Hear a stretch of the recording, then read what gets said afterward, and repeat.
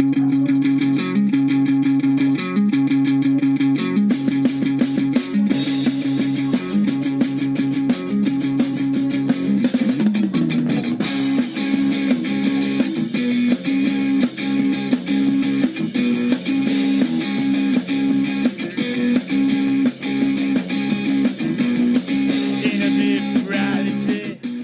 morning. Another day to Valley FM.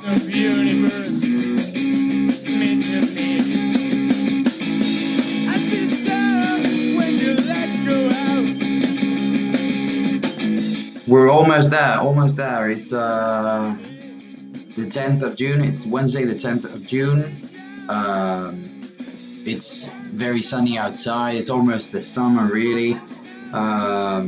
We're getting there. In less than 2 weeks, it's officially the end of the academic year.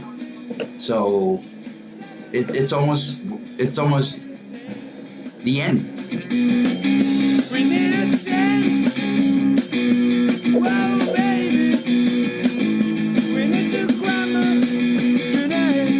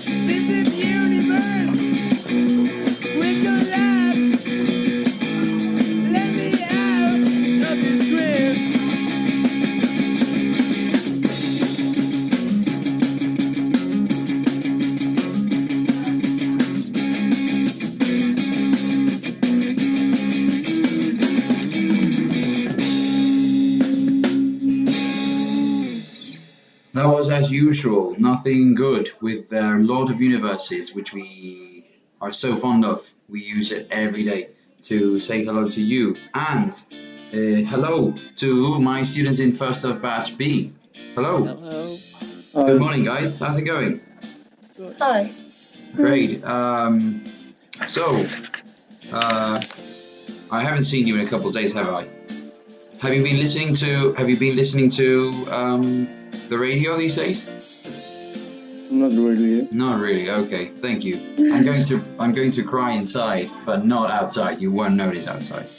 Okay, so I like participating, not listening. Oh, okay. Like every good start of the show, really. No one. I think I saw it a little bit, but then because there wasn't very much, I stopped listening to it. But at the beginning, I listened it. There wasn't very much.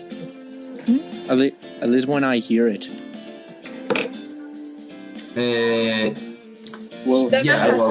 I hear Jorge and Gabri's. Oh yeah, great. Yeah. A lot of people listened to that last Friday. Yeah, we had that was very good. Many people listening to that.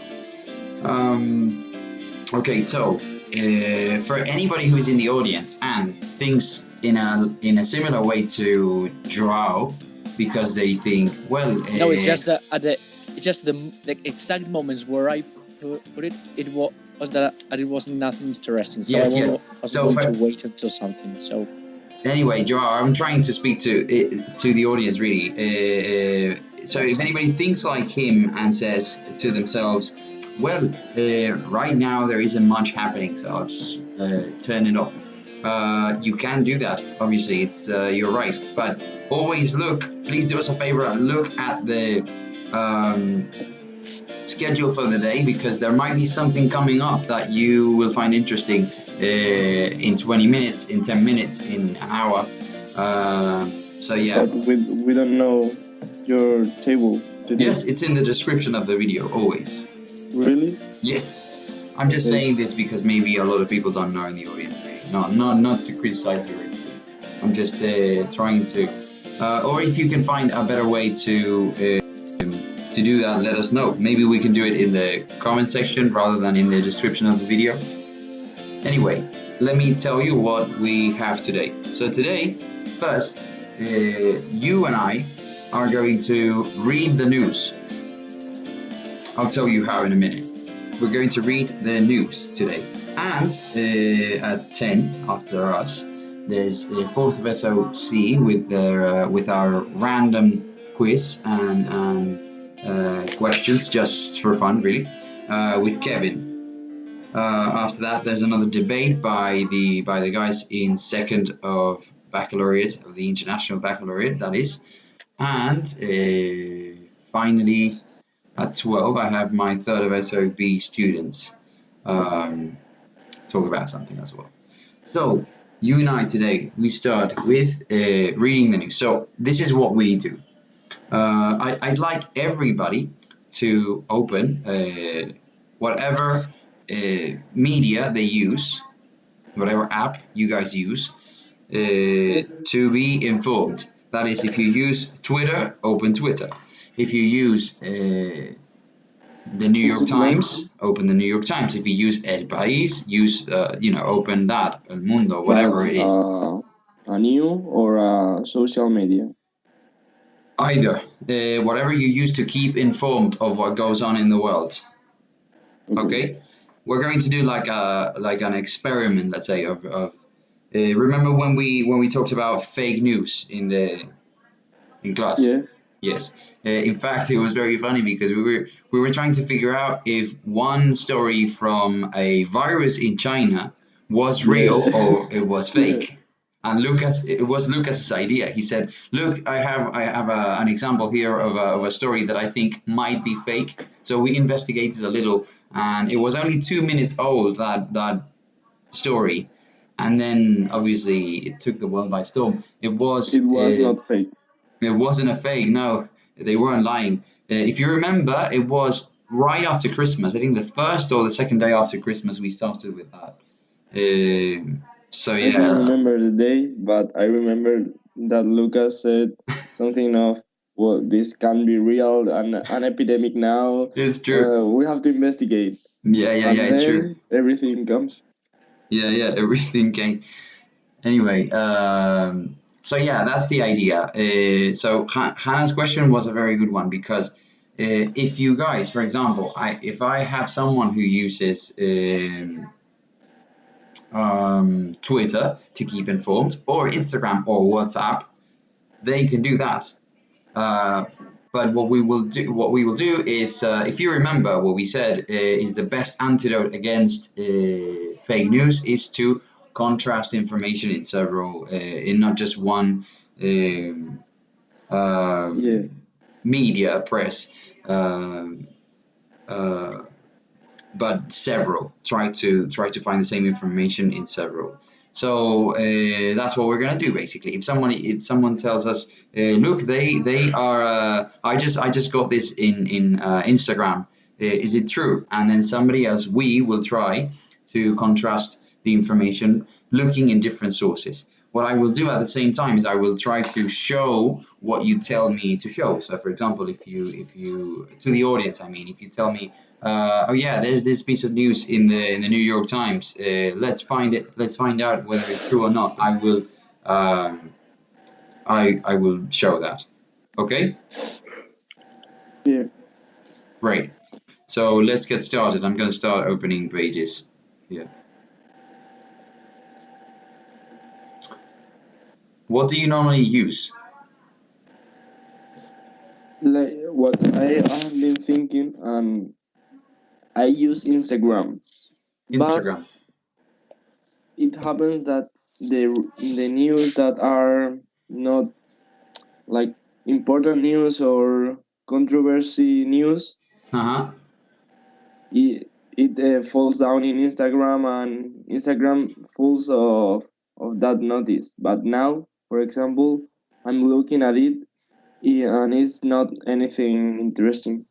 Nothing interesting. Yeah, that happens sometimes. You only get certain things because they're not specialized. Obviously, Instagram, Twitter, they're not specialized in the news. Basically, they're specialized Yeah. in the exchange of information, especially when it's in the case of Instagram, especially when it's through an image. Okay. But maybe you can do like last week when even if you didn't know anything about George Floyd's death and the spread of protests in America, in the United States, if you saw all those black images in Instagram, then you were bound to ask, okay, what's going on here? And then you would go to Or the video. That's right, or the video. So yeah, it's true. So you would want to investigate because of that. So that's what we're going to try and imitate here. So get comfortable, and if you want, I know some of you are having breakfast, so or if you haven't had enough breakfast, you could, or if you haven't had breakfast yet, you can do so now, because the idea is that we just chat about the news. Okay, so. Where should I start? As in,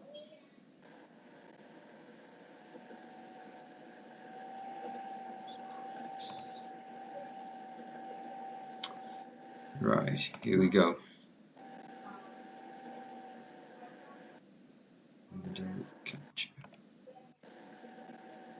What is everybody reading? I think the same as Hannah, because like if I don't want to like unintentionally, the place where I get most news is Instagram. If not, I get like inside Google in like recommended. I don't know how it's called. It's like a recommended section. Yeah. But they are news about what I follow, so they're not like important stuff most of the time. Important stuff. Yeah, like for instance, an author just saying like these movies are bullshit. That's not important. Well, fair enough. Ruben, Yes. I know one. I found. It seems like well, this says that the Ben and Jerry's the ice creams creators. What? Sorry. You know Ben and Jerry. ice cream. Oh yeah. Ben and Jerry's. The ice cream. Mm-hmm. So apparently the creators were arrested because of because they were protesting in for Black what were they? Black Lives Matter. They were protesting, but Yes. well, it's very funny because I saw those guys in a documentary very recently, and they are old. They're an old couple, which I don't take them for people who are very violent. So I wonder why they were I don't arrested. know. That's why I said it because I'm Mhm. like, seriously. Ben and Jerry is funny.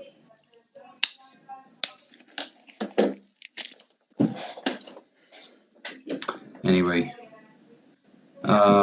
so what? So you're telling me that? Yeah.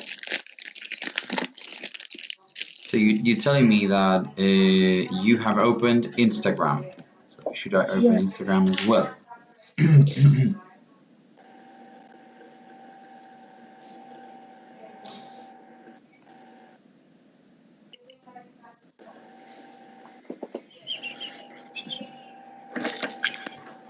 Give me a second, there's something I need to do while it loads.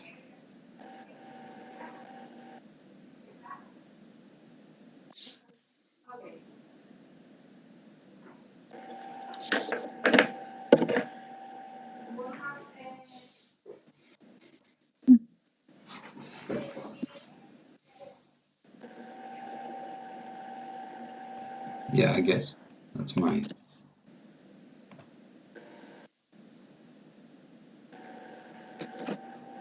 I have one. You have one? Yeah.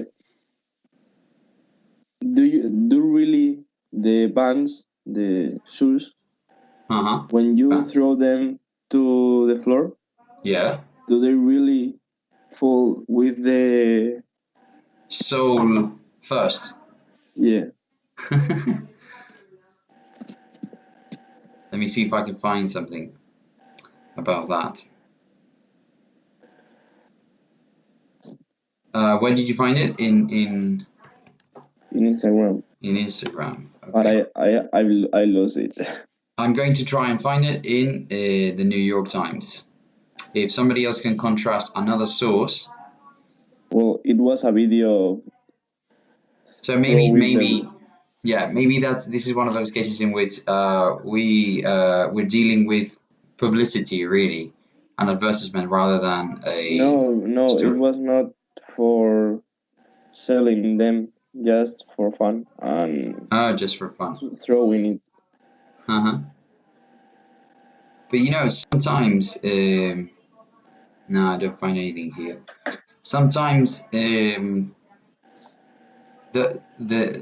brands hide advertisements in supposedly allegedly newspaper articles.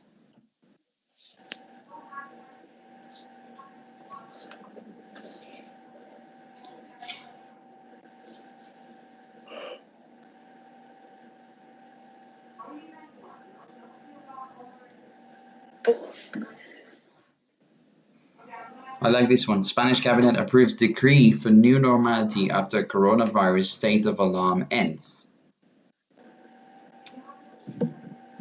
And there are new rules for that once the crisis is over, the corona.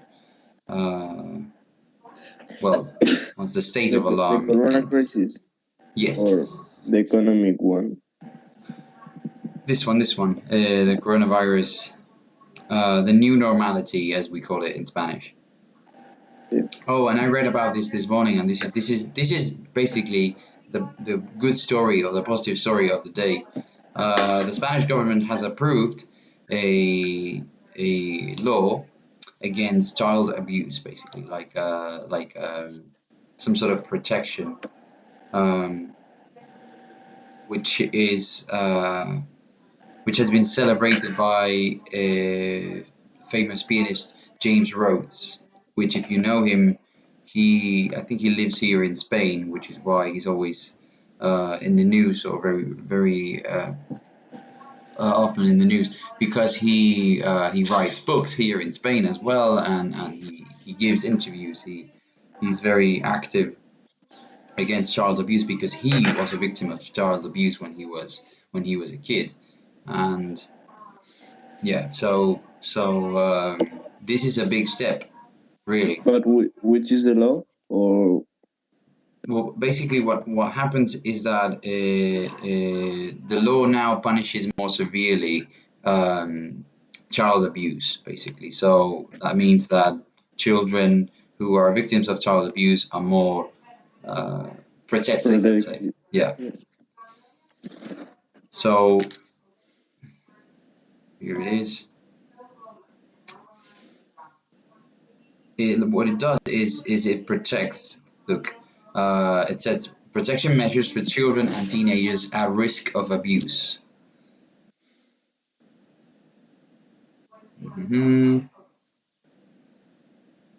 Here, the draft.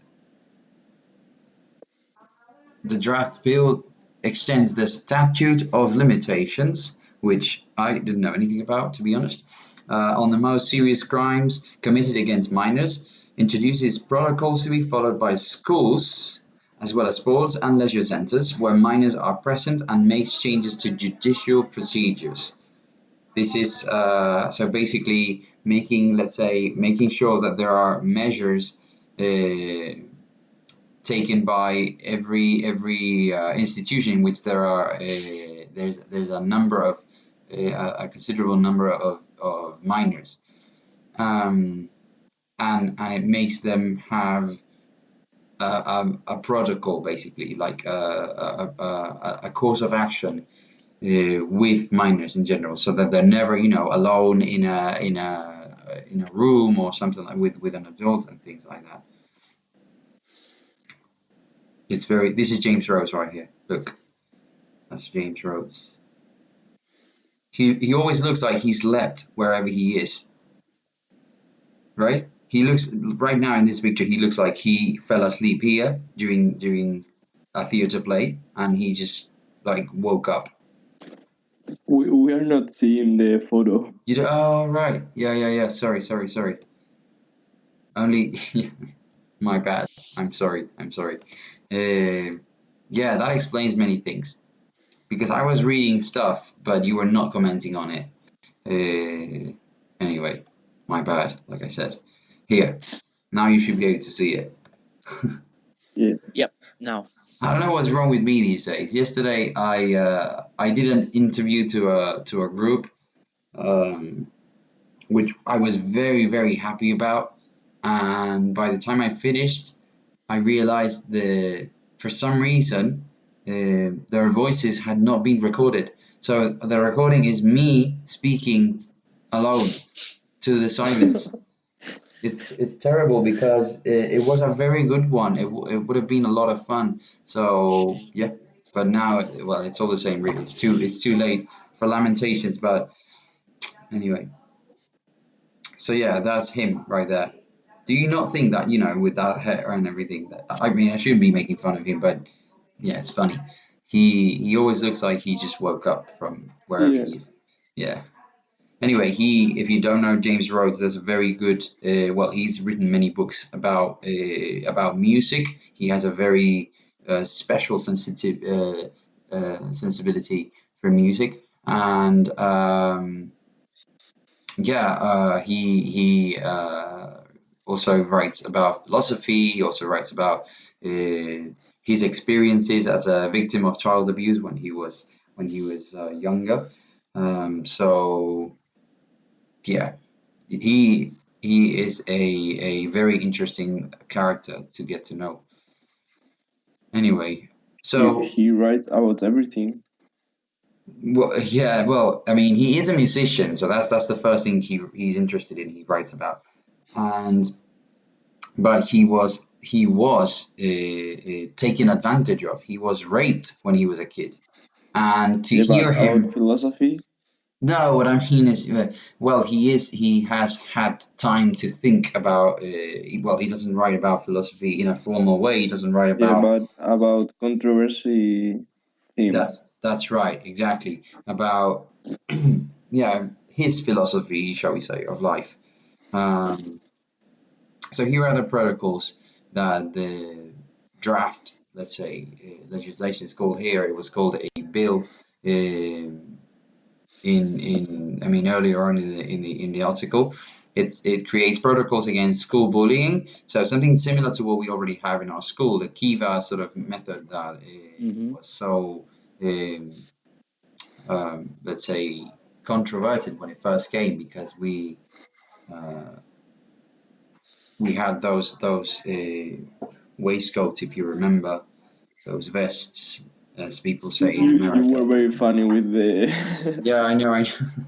That's why I say it was. I was trying to look for a better word than controversial, but I didn't know what to say because I don't want it. I don't want to call them funny, but it's true that a lot of people made fun of the Well, waistcoats themselves. seeing some teachers with those, it was Yeah, very funny. yeah. So for the audience to understand, the Kiva method.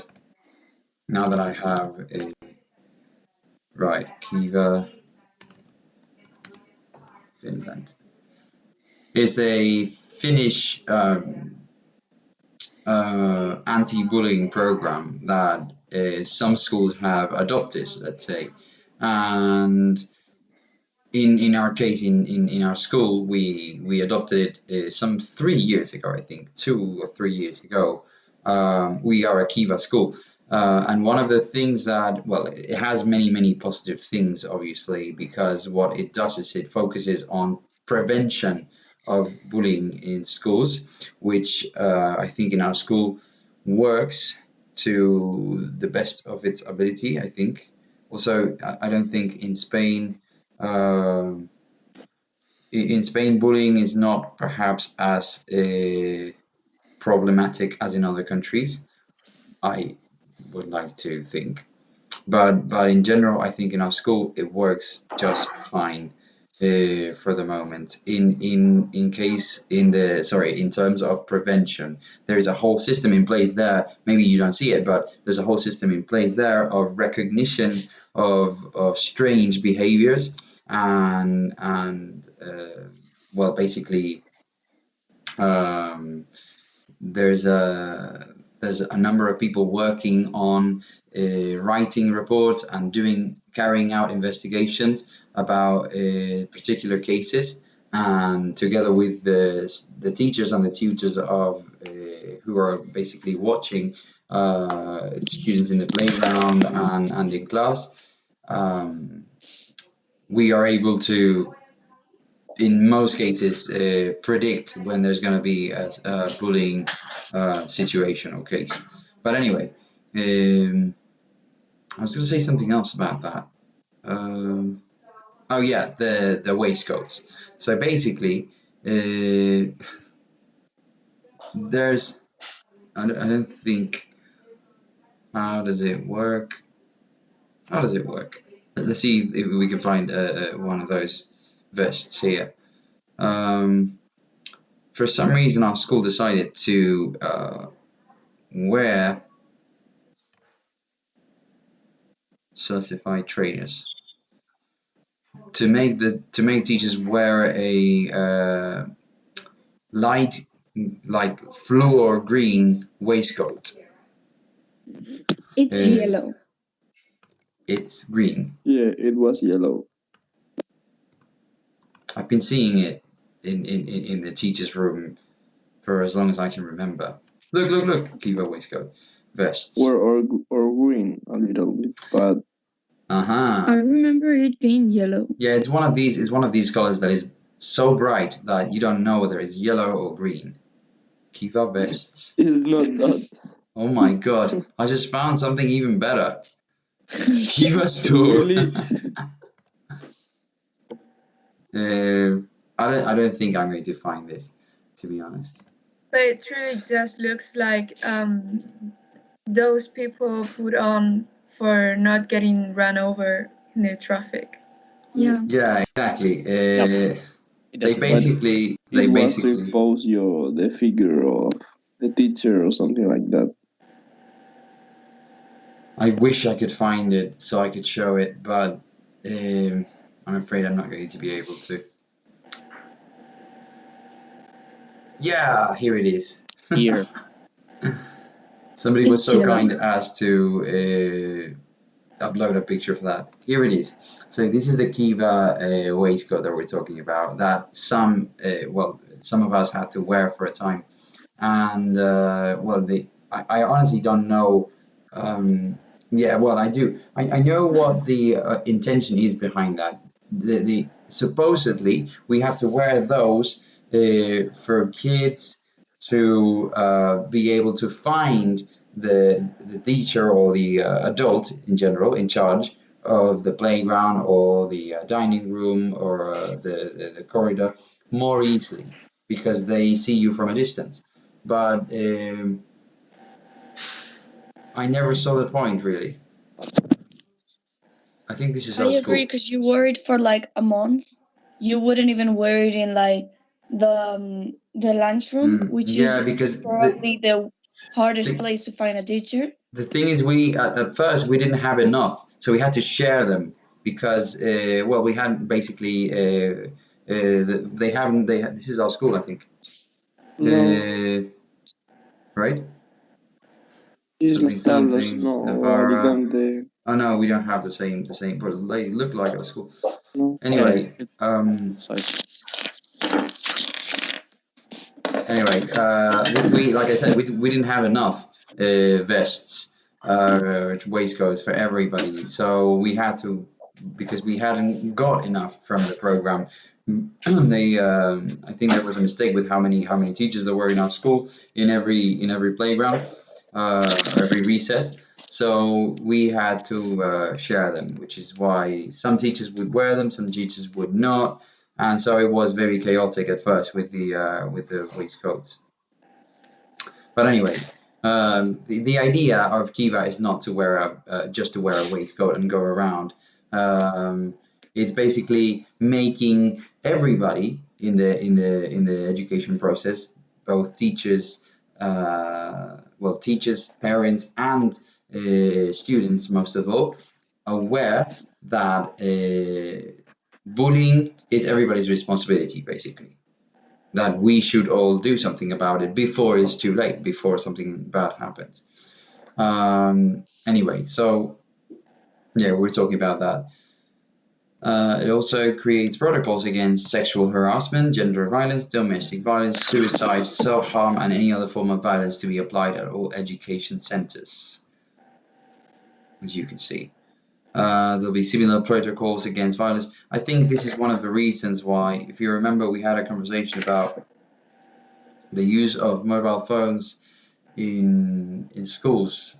They were before the world ended and there was apocalypse with this pandemic. They were talking about this law that's already being passed in Spain to ban mobile phone devices from education centers. You cannot. I think it's It's not a national law. I think it's a Community of Madrid law, if I remember correctly. But anyway, you are not allowed to carry one to a school anymore. It's against the law now, as of next academic year, next September. But because you probably won't go to school because it will still be online learning until we find a vaccine for the virus, you can still use your phone in class. And anyway, so similar protocols apparently will be used in leisure and sports centers and anywhere, I guess, where there are minors.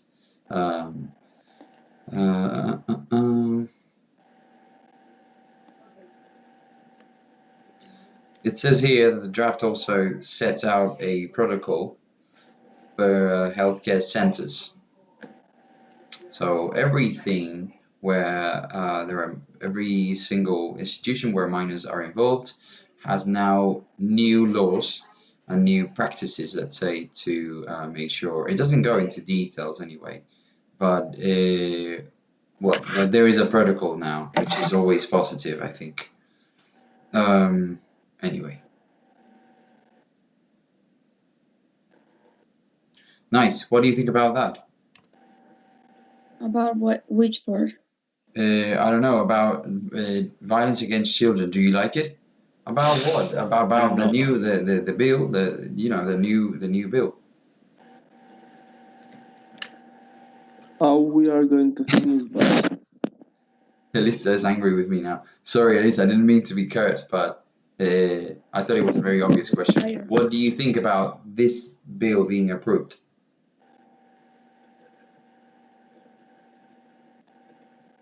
but how are we going to finish? But No. I mean, no. Obviously, I'm not saying do you think it's good or bad. I'm just saying, what do you think? Like, do you think it's an important step? Do you think it was necessary? Do you think it comes early, late? I don't know. Just I comment think on that it. little by little something will stabilize.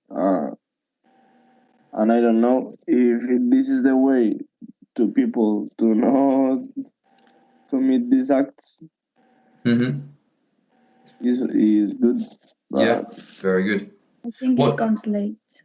you think it comes late? Why? This is what I was interested in. These things, these opinions. Because, like, for the past, I don't know exactly how long, but for a while, Mm-hmm. we've been putting like new laws for everything to avoid the things that were kind of important to the people that put those laws. Uh-huh. But child abuse has been happening meanwhile, and Uh-huh. nobody thought about stopping it with a law. Mm-hmm. because the people in charge weren't kids, obviously, Yeah, and they just didn't think about it. And so it kept happening, and kids most of the time can't defend themselves.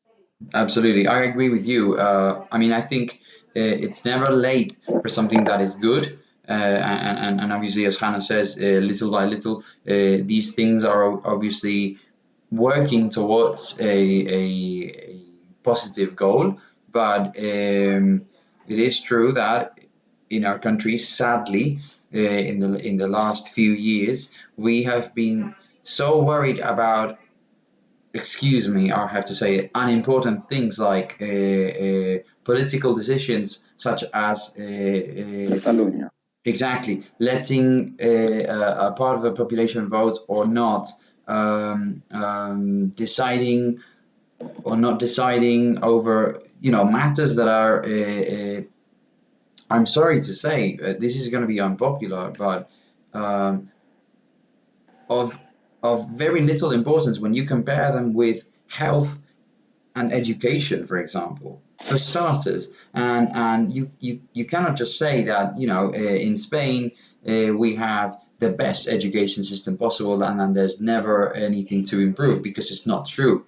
No one can say that, not even the best performing countries in the OCDE, in the PISA exam test, and the PISA exam. I'm not saying is the we're using that for a ranking, but it doesn't have to be that. Even if you were the best performing country in that, that doesn't mean that your system is absolutely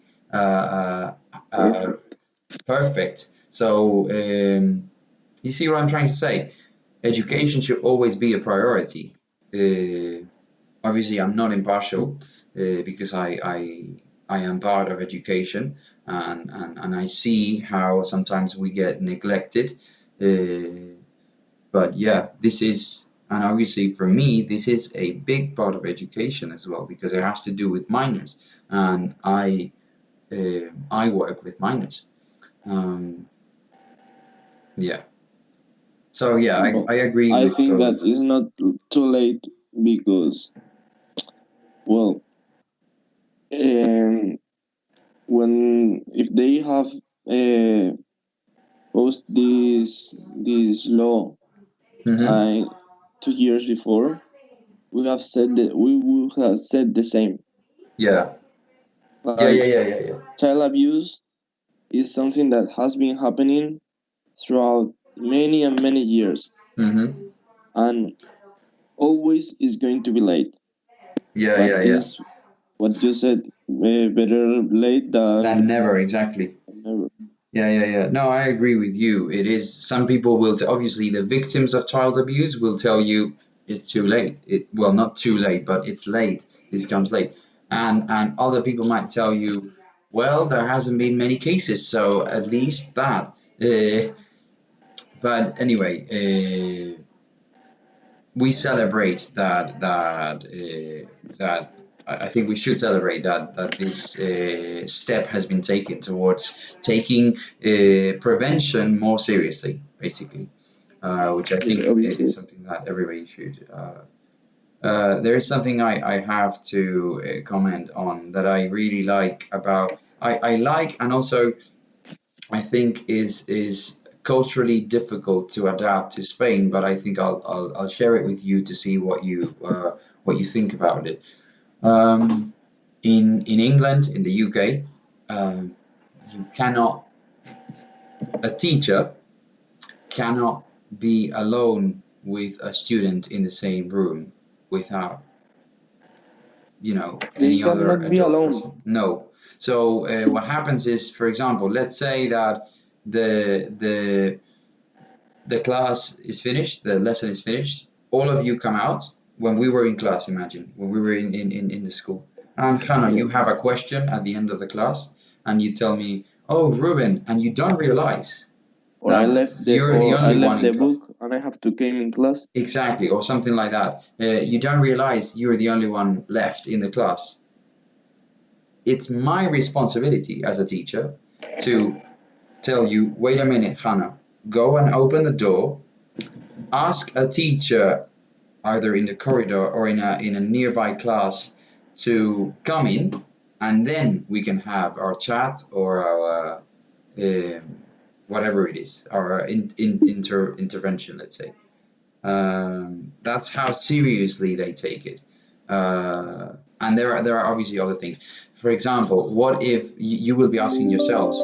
The first time I heard that was I felt like what if a child needs their tutor's help, for example, the way we understand tutors in Spain, when you have like a teacher of reference, I think that we explained it last week, a teacher of reference to Yeah, which you, personal theme or something. yeah, exactly, you have a personal thing that you need to discuss with your teacher because he's a direct channel with your parents, or perhaps because he's just another adult that you trust because you've developed a relationship, a personal relationship with them in the school.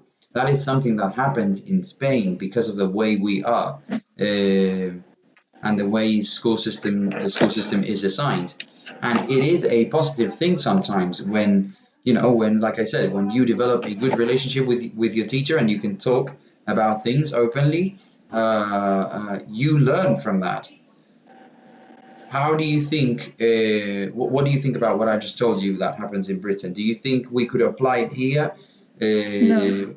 No? No, no. It's I the mean, same as we talk with Black Matters. Well, Yeah.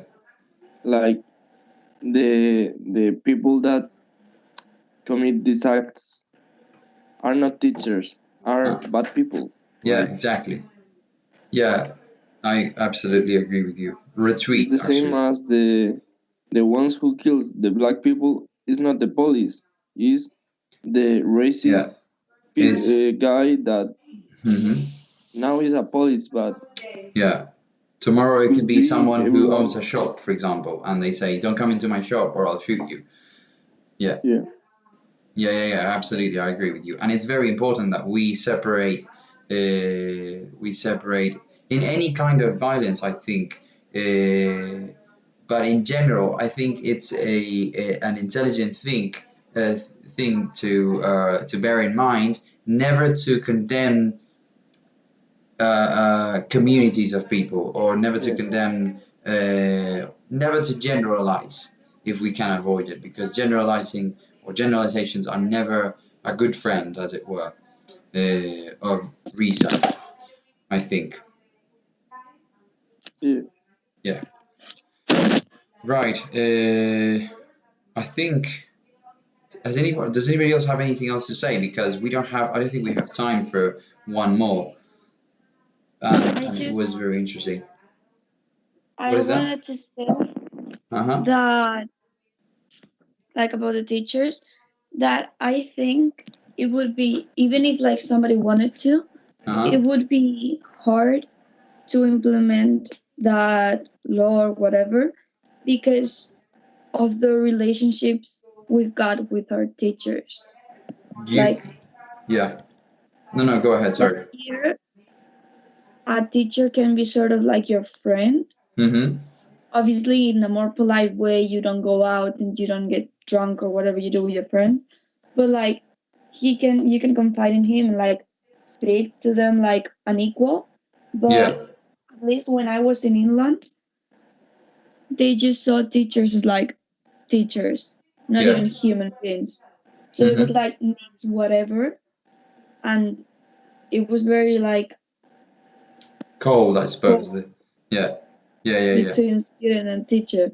So I don't even think a student would choose a teacher to like To confide trust in them. them. Yeah, and open up to them. And that's very sad. It's true. It's very sad because I think, at least the way we understand it in Spain, it's part of, I think it's part of my job to, well, not part of my job, but part of my responsibility as a human being to take care of people who are near me and that I care about, to care about others, basically, because it's the most human thing to do, I think, to reach Yeah, out and help people who are in need of help. Sometimes that help can be just emotional support and telling them, I understand, I'll lend you my ear, as we say in English. Um, Yeah, But one in more thing about England, that. No, go ahead. Sorry. but in England, if since you are a little guy, they show you how to be with teachers, and that's the way they implement. Hmm. You are not going to think ever, well, I can trust him and tell my problem, or I have a problem with Yeah. or his class of today. I'm going to talk with him. Yeah. Yeah. You're Yeah. going to see, well, I That's sat true. up and the next day, Yeah, I know what you mean. You simply don't you just don't develop that relationship with them, so there's nothing to miss. You don't miss anything yeah, because for you it doesn't exist. yeah. Yeah. One more thing I was going to say about that, which Elisa reminded me of, is also uh, uh, the social distance that is so widely discussed these days. Let's say it is known, let's say, that in Spain, or at least in comparison with other countries, or in the Mediterranean, let's say, we have a culture of uh, physical proximity to each other. Let's say we shake hands or sometimes hug each other just to say hello between friends. Sometimes even between friends of our friends, we sometimes kiss each other depending on our relationship with the other person. It used to be when a woman is involved, but I think that was starting to change, and now people just I kiss some of my friends. Well, for example, my father, when he see his friends, he He, don't shake their hands like it's a hug, uh-huh. and that's it. Yeah.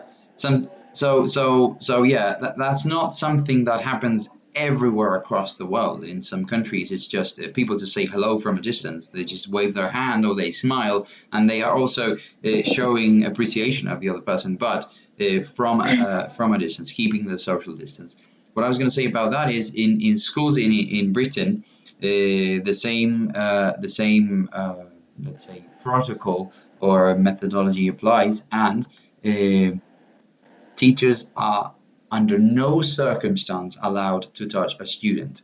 In fact, it's so it's such a big deal. Let's say that you can't even pat someone in the back if you think they need that closeness with someone. Which is in my every time I think about it, I always think how lucky we are in Spain that someone that it is okay for a teacher to come, for anyone really to come and if you see a kid crying uh, um, in Spain, you would go to them and tell them, "Hey, how are you?" And maybe you would put your hand in their back on their backs, and and and it's okay in Spain. It's not something anybody would regard.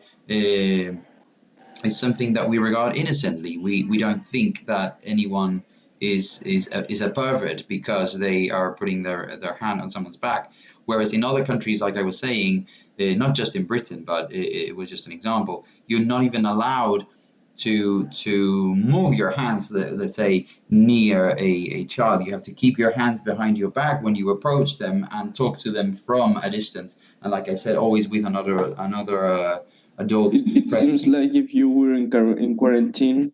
Yeah, Yeah, yeah. So but now under for no us, circumstances. under no circumstances, never. Like a kid is fucking unconscious, and you just have to leave him there because you cannot touch him. I'm afraid it is like that. Yes, Really? yes, You have to really. call It is a problem sometimes. you have to call a Also, partner to see you how you catch it or you Mhm. pick it and No, just keep it. yeah, I'm deadly serious about this. It's in fact sometimes it is a problem because only medical personnel, let's say medical staff, can do something, can touch kids when in a medical emergency. So yeah, like I said, for us it's very strange. It would be very strange to think of an education system like that, but if it prevents child abuse, would we take that measure? Would we take that route? Let's say. No. I think you lose more than you gain. Yeah, Probably. a lot. Because you Okay. can It would still be pretty abuse difficult of a because here in child Spain, without actually touching it. Yeah. and it would be difficult, especially for us, because we here in Spanish we are like very, very direct. We go pretty straight to the people, so it would be pretty difficult for us. It is difficult now, actually, with the quarantine, having to, just touch elbow, touch people to greet them, or with your feet. Or yesterday, I remember I played paddle with a couple of friends, and when they came over to the play, well, when we met, we just said hello from a distance, and I hadn't seen them in 3 months, Wow. and it felt really strange. It's hard. Yeah, I'm not a particularly touchy person, I think, but in fact, I like to keep my personal space. But obviously, with my friends, I am very close, so it was very strange. It was very awkward. And we are used to like give them a hug or Yeah. hey, and then now it's very forced everything like Yeah. hi, and that's it. Yeah. Anyway, well, guys, thank you very much for speaking with me about this. I think it was a very interesting topic in the end that we could find. It's definitely for me the story of the day, but there will be other stories. Obviously, we just didn't have time to read them all. If you find something interesting, please comment in the the comment section in YouTube, and yeah, if you can think of better ways to let people know what we have during the day, let me know so I can improve that. Okay? Okay. Anyway, bye. Have a great day. See you guys tomorrow. Well, Bye. Bye.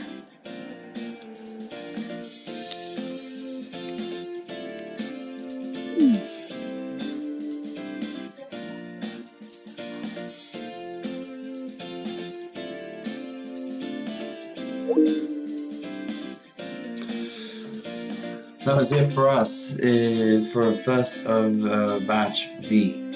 It's a very interesting topic, I think. Very, very controversial, very delicate, very special, if you will, and very cultural as well, I think, because it depends on where you're from, and yeah, your I think the society, your context, where you live in, plays an important part on how you approach these things, and in general how a society, school, community, family even does at preventing child abuse from happening in any sort of way.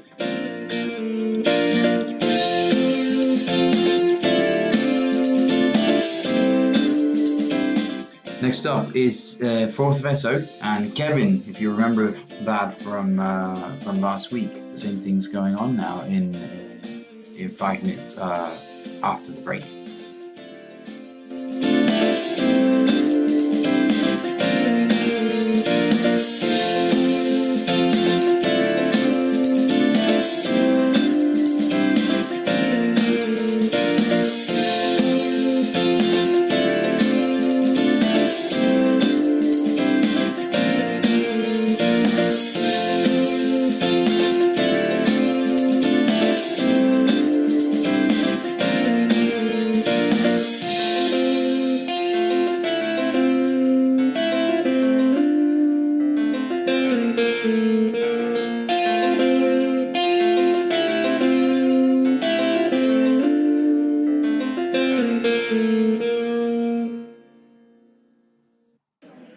We have the alternative for your bad days. If you come to see us in the playground, we will have ballots available for all of you. You will get them for €2. Are you struggling to pass that stupid subject? Do you need some help with the next exam? We have the best cheat notes of Fantinaro. We cover everything from ACE exams to BACH B exams. Buy 2 and receive a free German cheat note. Brutal cheat notes. Simply brutal. Es la leche. Tired of leaving school and having to take the bus? Do not suffer anymore. Now, with our premium limousine service, you can go home comfortably, and the best thing is that you will not have to share a seat with anyone. Before, at 50 euros a month, now only at 49,99. Do not miss this incredible offer. Call now and get your premium limousine service. Valley FM. Everything the light touches is the valley, valley, valley, valley. There is a novelty in the market. The new Reuben juice comes full of vitamins so that children never get tired of playing and never stop speaking English. Psst. Hey you. Yes, you. The one who's hearing this. Is your backpack too heavy? Your back hurts, you have bad posture, and you also feel like you get smaller every time you carry it? Say goodbye to all these problems with our new robot, the multifunctional charger. It has a platform that will carry your backpack without you noticing. It also comes with a built-in system that will straighten your back in 3 weeks of continuous use. Request it right now for only 120 euros. And if you're one of the first 5 to call, we will send you the 300-page manual with all its functions at half of price. Do not miss out on this unique offer.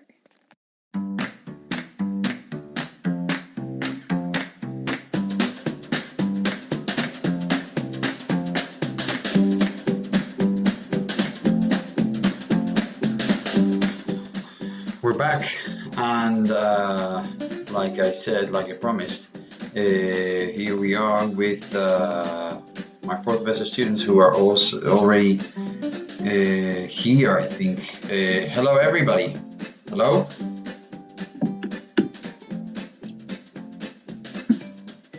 Hello, hello. Hey, good morning. Good morning. How's it going? It's going, you know. Good. Hanging in here. In less than, I was saying it earlier today in the show, in less than 2 weeks, we're done. It's over. Yes, to our beloved audience, you will only have us for a couple more sessions. Yeah. Exactly. Oh yeah, sadly, that. Anyway, we were talking about in the previous hour, I don't know if you guys were listening, but we were talking about serious stuff, as it were. We were reading about, there is this new, I think they call it draft legislation. It's like, it's not official, it's not a law, but it's like the complement of a law that already exists. They call it a bill, I think. So what it does is it makes sure that there are certain protocols to be followed in every institution where there are minors. So basically to prevent child abuse. It's a big step towards child abuse prevention. And it was passed, I think, yesterday or last night or this morning, or it comes into action now. So yeah. Huh. I think. In Spain, you mean? In Spain, yes, sorry, in Spain. So worth celebrating always. Good. Yeah. Good. Which means now, because we've filled our daily dose of seriousness, now we can move on to what we really like, which is ridiculousness and just random stuff. Totally. Well, I did want to concentrate on some positive things once in a while. Right. Because I do feel like we are, the quarantine has been a little dark, quite a negative experience. We got a lot of bad going on in the world. True. So in the interest of putting some, good energy into the world today, I had some somewhat absurd questions, but you can answer them with realistic options as well. I wanted to talk about first, what would constitute a perfect day for you? So you had to talk about your own perfect day. What would it consist of? What would you do? Things like that. Maybe from you wake up to when you go to bed. A perfect day. Should I start giving an example? It doesn't have to be. I would say I think it's better if it's realistic, if it's something attainable. Yeah. You have to talk about. Well, yeah, I guess you could say, you catch a flight to wherever and win the lottery. But perhaps something. But more of a routine day, or maybe a weekend. We can say a weekend. We're not going to choose a work day here, Ruben. It's got to be it's fun. It's supposed to be fun. Well, some people will tell you that they can't live happily without going to work, which I absolutely have no respect for. Sorry. I mean, I love what I do, but I do it as a means to be what I want to be, or do the things that I really want to do, which is obviously never work related. And there are also some people who will, it's the truth. And there were also some people will tell you, well, when you work in what you like, yes, but it's still work. You don't do it when you want to. You don't give yourself. You're still usually typically doing it for someone else. Within certain parameters, and there's a commute oftentimes involved. So even if you love your job, it still can become monotonous. It can become. And there will be some parts that you won't like. Like I don't know. There's always something that is the nature of the job, because it is in exchange for money, basically for a salary. It's never pleasant, let's say. Anyway, they call it work for a reason. They don't call it fun. They don't call it happiness or peanut butter jelly. Anyway, my perfect day. Do you have an idea, Rubes, of what your perfect day would be? My perfect day would be, and I have to say that I've done it many times, in fact. And when I round a day like that, I am really happy with myself, and the week the next week goes really, really smoothly thanks to that. So it's a Saturday. It has to be a Saturday because I went to bed the previous day after having had fun with my friends, let's say, having done something, knowing that I didn't have to wake up early in the morning and didn't have to go to work or anything. And I also have another day, which is Sunday, ahead of me. So Saturday is the day to make the most of, I think, for me. So I wake up not very late, say at 8, which if you're listening to us from other parts of the world, I know 8 a.m. doesn't sound like a very early hour to wake up to, but in Spain, believe me, because of the sun, timetable, connection, etc., 8 o'clock is early. So I wake up at say 8:30. I go for a run. After having had my breakfast, I love to have a breakfast like I was a nuclear power center and power plant. I couldn't think of the word. And after that, I go for my run or my bicycle ride or whatever it is. I like to go to the city center here in Madrid. Or when I lived in London, the same thing. Go to the city centre and either go to a museum, or if it's sunny, take a stroll around a park or something. Although I don't like walking much, I don't care for walking. But if I see stuff like shops or people, I enjoy it. And then perhaps have a picnic outside in a park or something. So have my lunch outside, not in a secluded place, in a closed place. And then in the evening, I haven't decided yet. Maybe go for a beer with friends. Spend my evening with my friends, and maybe go to the cinema that day or dancing. Depends on my mood that day, but that would be dancing. My perfect. Wow. Yeah. What kind What kind of dancing? What are we talking about here? Well, I'll have you know, I lived in Dominican Republic last year, so I love dancing. You have rhythm? I think I do actually. I won't lie. I will. I don't doubt it. So yeah, I could see it. I could see a transition from the bike, those hips on the bike to the dance floor. that's right. That makes sense to me. You dance Do on you the have a bike. particular place you like to go dance? Do you look for a certain type of music, or just wherever you find yourself, you're content? I would go to there's a number of places in Madrid where you could go out dancing if what you like is dancing particularly. So you will hear dancing music such as mostly Latin American rhythms, but because it's what people dance to normally when they dance in couples. But yeah, one of them I really like is near Sol. It's called El Son actually, which is a Cuban rhythm. It's not like salsa; it's different, but it's also and they play all sorts of Latin American music, but mostly salsa and bachata, which are my specialty basically.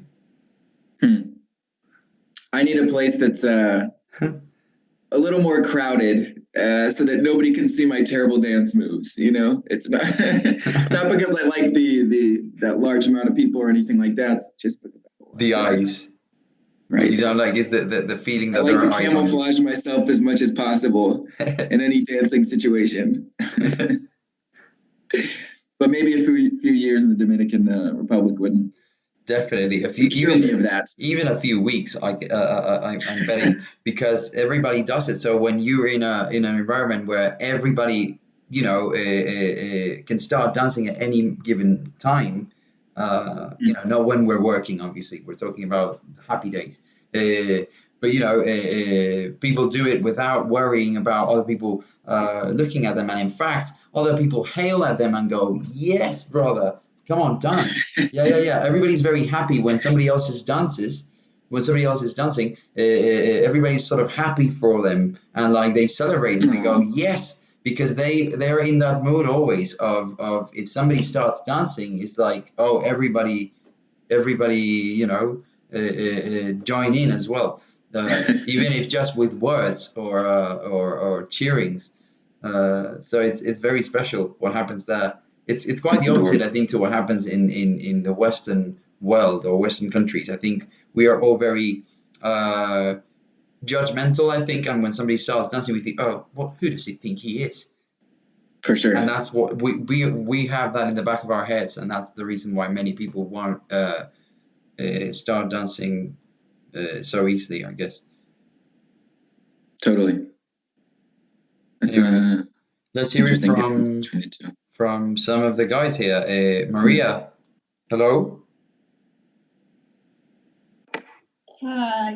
Hi.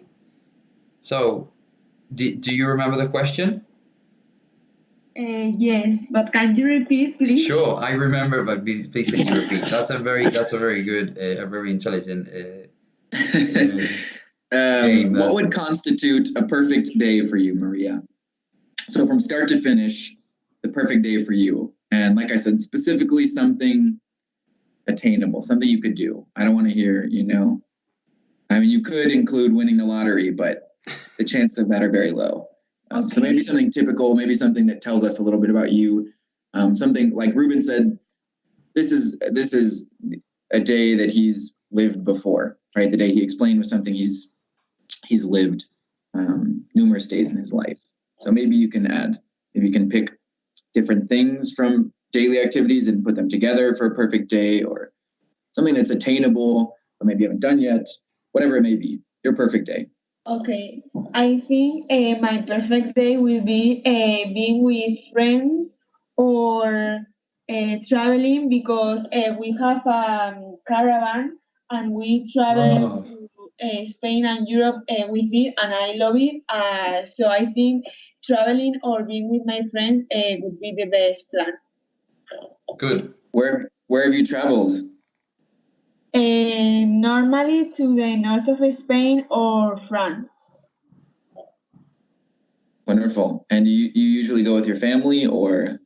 Yes, with with my family, and then we have some friends with also caravan, and we go all together. How many people fit in your caravan, Miss Maria? 4. The perfect number for your family, no? Yes. Everybody gets a spot. What? Sorry? Everybody gets a spot in the caravan, your family. You don't have to make any tough decisions, leaving one of the siblings in Madrid. No. You said specifically in the north of Spain. Any other places that you visited that maybe you could share with our audience that are worth seeing? I don't know, maybe Portugal or the south of Spain. Yeah. Okay. Are you? Yeah, sorry. I'm interested, Maria. Given that you have done this before with your family, are you allowed to park your RV, your caravan, at the beach, say in the south of Spain, and can you, especially when you are self-sufficient and your RV includes a shower, say, kitchen, and all of that, are you allowed to, as it were, live there and spend the night there, or do you have problems with? You can park there, for example, if you go, if you are going to, for example, eat in a restaurant or something, you can park. But if you are going to sleep there, you have to go to specific places that allow it. You cannot park wherever you want. Yeah. And so are you, and those places, are they numerous? Are there enough places where you can spend the night? Yes. Yeah? Yes, there are some apps which tell you the different parkings or different things. So it's very easy because if you go to if you go somewhere and it's crowded, then you go to another one. So Wow. It's very Cool. There really is an app for everything. Absolutely. Maria, who's in charge of driving the RV? I imagine it wouldn't be super easy to get that thing around certain turns. And please tell us it's you.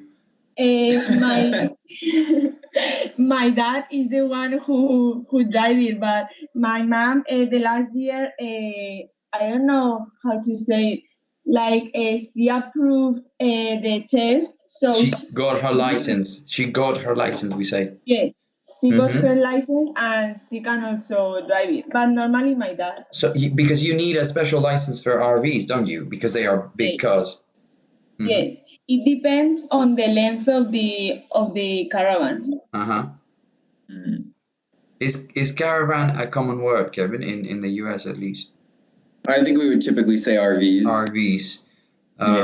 Yeah, I was in the chat. I don't know if you guys noticed, but I wrote something. If you read it, there's meaning in that. No, RV. RV stands for recreational vehicle. If I have got it right, I think. And it's the common way, I think, to say caravan, at least from the US. And they know their RVs, if you know what I mean. In the US, people are crazy about road trips and taking a caravan across the country, and which is something I absolutely adore about the American culture. Barbecues and RVs. All the good things come in RVs. All the good things come in acronyms. BBQ, RV, McDonald's. Have you ever done a road trip in the States, Ruben? Have I ever done something like that? Yes. I think I can say I have, because I went last year in Christmas, so two Christmas periods ago. I went to Missouri to visit Maria's family there, and logically we flew into New Jersey, as you would. So we had to drive 14 hours, I think it was, or longer than that, into Missouri. So what we did was we split it's something you can do on one day if you want to, but we sort of wanted to enjoy ourselves on the road there. So because it was my first time in the US, so I really naturally, for someone who's read Kerouac's On the Road, I couldn't wait to stop at every site there was to see in the way, Pennsylvania, or do you cross? Wait, do you cross Minnesota? No. Do you? Wait, From Missouri? Jersey. From New Jersey into Missouri, yes. From New York to Missouri. No. You don't? So what's that state where Chicago? Minnesota borders Canada. All right. Well, I mean, you could if you took a really strange route. What comes after? If you gave Maria wrong directions and she took a wrong turn, you know, you could end up in Minnesota. What comes after Pennsylvania? What's to the left of Pennsylvania? To the west of Pennsylvania? Oh my God, then you're gonna make me. Is it Michigan? Because I think it starts with an M. Let me see here. Maybe it's Indiana. If it's Indiana, I'm just gonna hide because I don't want Cassandra to come after me, telling me. Pennsylvania to the west would be Ohio. Ohio, okay, yeah, I think that's it. So you'd have to go through Ohio. Yeah, Cassandra would kill you, but it's not.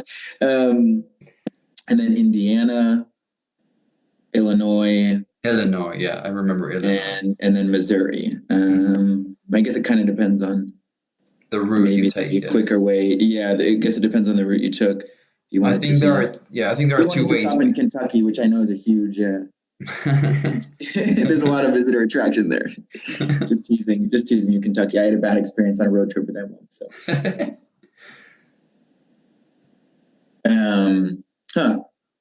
And Maria, it seems like in every Hollywood RV scenario, some mechanical disaster occurs. Have you guys ever had any problems with that or no?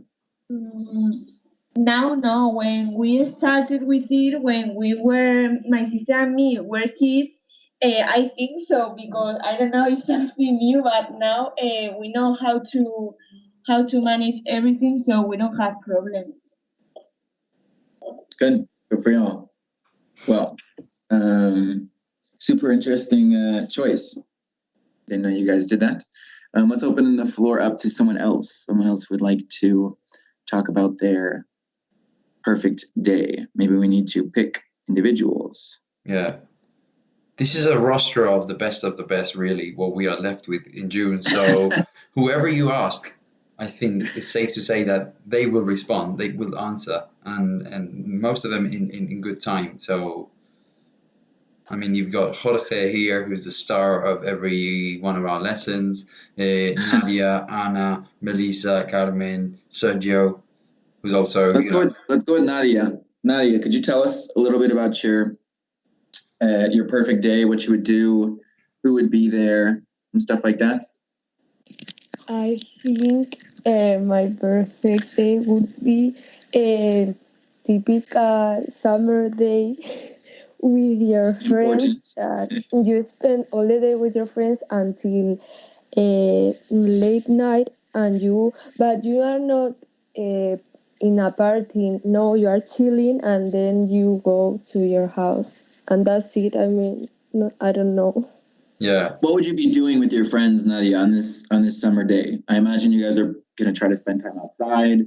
Where do you see yourself? Where do you, in your head, right, in your imagination on this perfect day? Are you guys on the beach? Are you guys in Madrid? Yes. Are you guys in... on the beach. Where are you? On the beach? Yes. It's the perfect place. Is there a beach, one beach in particular that you spend a lot of time at? Maybe your parents? No. No. No, we go to different places. Okay, where have you been in the past? Or maybe some of your favorite you could tell us. To all our international listeners tuning in today. They wanted to come and spend a summer in Spain. Which beaches should we recommend? Asturias. Yes, I think. And I don't know. Well, Galicia also. And and Asturias is my favorite place.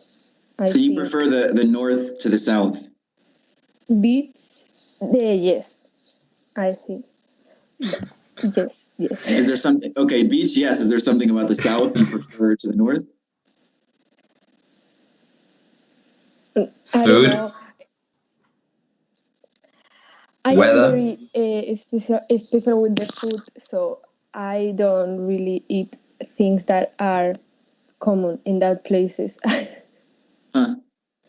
I eat pasta. Fair Always. enough. All right. Pasta, always. So Yes. not caviar, not Russian caviar, for example. No. Okay. You will remember, if you're listening to this and you listened to us yesterday, you will remember my little joke about Nadia's nationality, which is based on a true mistake. I actually thought for a few months, longer than I care to admit, that she was Russian. So naturally, I was expecting her parents to be Russian when they came to see me in an interview. Anyway, how did you mix that up with two Spanish surnames? That's a very good question. I don't know. I went for the name. The first name for me was I don't know. I just thought maybe she's adopted. I don't know. So you were just making bad jokes for the first 2 months, and Nadia didn't understand what was going on. But they weren't even jokes. I was like, I love languages, so I was so eager to hear Nadia speak in Russian in front of me, and I kept going, oh, come on, Nadia, say that in Russian. And she from the start, she took it as a joke, because that's how you would if you have a normal, anyway. Yeah, if you're a brilliant professor, this was so adamant about this one thing. So she just played along with me, and she went, oh yeah, perhaps later, or maybe sometimes she would imitate. She would imitate a few words in Russian, and so I would just buy it. I would just eat it, and I thought, well, yeah, that's Nadia being shy about her upbringing, about her nationality. Well, we would love to hear your Russian impression live, Nadia, if you have a phrase ready. No, I don't know. Yes. One time, I think there was one time when you started saying things like, I don't know if it was the numbers or you just said thank you. You said spasiba, I think. Spasiba. You see? Yeah, you see? That's so it's not entirely, in my defense, it's not entirely based on lies. It's also based on a little bit on events, realities I have lived with my student here. Anyway. Fair enough. Could we get one of the gentlemen to tell us about their ideal day? Mr. Jorge or Sergio? Okay. I think that my perfect day should be something that happens randomly, that wasn't prepared. But if I had to prepare a perfect day, I would play a match on the during the day, then eat just after finishing the game, then watching a movie during 3 or 4 of the afternoon, and then going to a party and spend the rest of the time. Good. I take it you're talking about a basketball game, because for people who don't know you, Jose loves basketball. Not football. Yeah. Well, it could be other things. It could be hockey. It could be so many things, But yeah. Okay, have you been paying attention to what's going on with the NBA right now? Yes, I saw that they are going to restart the league on Disney World. Could you explain to me and to our audience, because I honestly have no idea what's been going on. I know it's been somewhat controversial and how they're going to restart or continue. I don't really know what's going on with the NBA season, but apparently a lot of players are somewhat upset about it. And my brother is a sports fanatic, so I need you to fill me in before I reach out to him. I don't know what the players are thinking about it because I don't have social media, so I don't see their post. But I know that the league is not restarting with all the teams. There are only 22 from 30. Out of 30. Yes. So the 22 teams with the best records, yes, that had the best records before the league shut down will continue playing the season. Yes, there are the teams that were in the playoffs, and then another one that also had the chances to enter in the playoffs. And they are going to make like something like they do in the World Championship, like a group phase, and then the playoffs start. So every team is going to play 8 games, and then they are going to start the playoffs. Okay. Yeah. And who's expected to be maybe the best out of the group or the best couple teams of the remaining ones? I don't know. I imagine it's like the Lakers and who does Giannis play for? Yeah, the Bucks. The Bucks, they're probably in there, right? Yes, they both are the most favorite to win the ring. Okay. But they are in clearly disadvantage. I don't know if it is said like that. Disadvantage. Because if you have a good winning record, you have like in normality, you will have your more matches, more games at your city. Oh yeah. But now they are all playing in the same in Orlando. Yeah, of course you're going to have home games. If you have the better record, you'll have more home games in the playoffs. And they're going to play all of these games in Orlando? Yes, but in Orlando there are like a lot of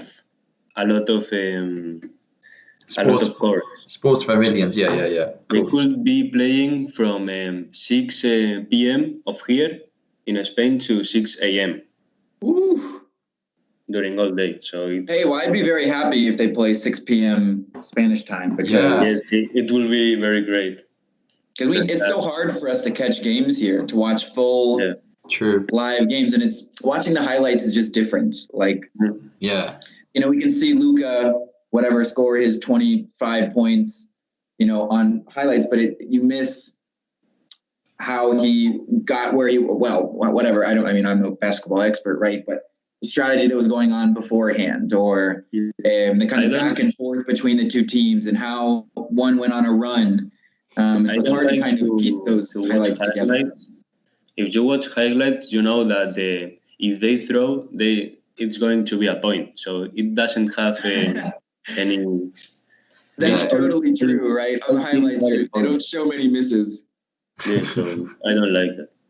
Any missed dunks or anything like that. Yes, I prefer to watching live, but it's true that it's too difficult to catch a good game at a good hour here in Spain. Mm-hmm. And I feel like I'm missing such an important era of basketball because I did watch a lot before I came here. And man, some of the matchups since I've been here have been great. Some of the finals matchups and some of the playoff matchups I've been missing. I haven't seen any quality Damian Lillard full games, and that makes me sad because I love him. Just highlights, but maybe like you're saying. Well, what about my Mavs? Are the Mavericks? Did they make the top? Surely they made the top 22. No. Yes, they are in. They are now in playoffs, and I think that they could be candidates for the ring. Ooh. Are you saying that because you're just a biased Luka fan, or do you really think they could? No.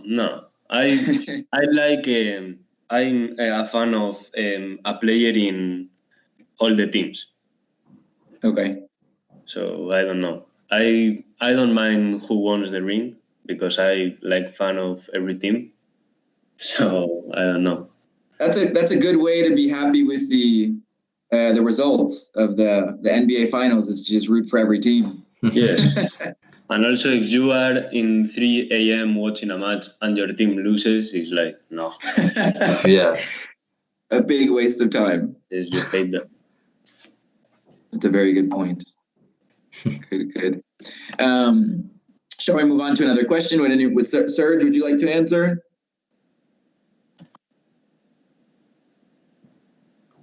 Maybe Serge is getting his morning coffee or recovering from watching an NBA game that ended it. That's the sound of... What? Oh. What was your perfect day? Would you like to answer that question? What would your perfect day play like? What would be the sequence? I don't know. You came up. You said what? Because I heard my name. Oh no. So okay, can you make an effort, since while we're at it, we started already, so I don't know. Wake up late. like you would wish you had done today. Yes, like at 12. 12 p.m. Yes, and then perfect day. Spend half of it asleep. yes. And then in the afternoon, go out with friends somewhere fun. What is somewhere fun for you? I don't know, going through Madrid or maybe to a theme park. Cool. A theme park. I forgot to say that, to include that in my day. I love theme parks.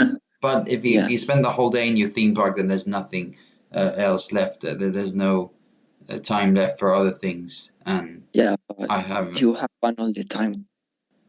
Yeah, it's true. But I have an obsessive compulsive condition that makes me want to do 1,000 things every day. And if I don't, I think I feel like that man at 3 a.m. whose team has just lost. I think it's a waste of my time. Too much time. You have too much reflection time on your bike, I think. I think that's what it is. Maybe, you're thinking about all the things you could be doing, Great. Well, let's keep it on Sergio, because I think Sergio is a very thoughtful person. So this is a different question for you, Serge. For what in your life do you feel most thankful?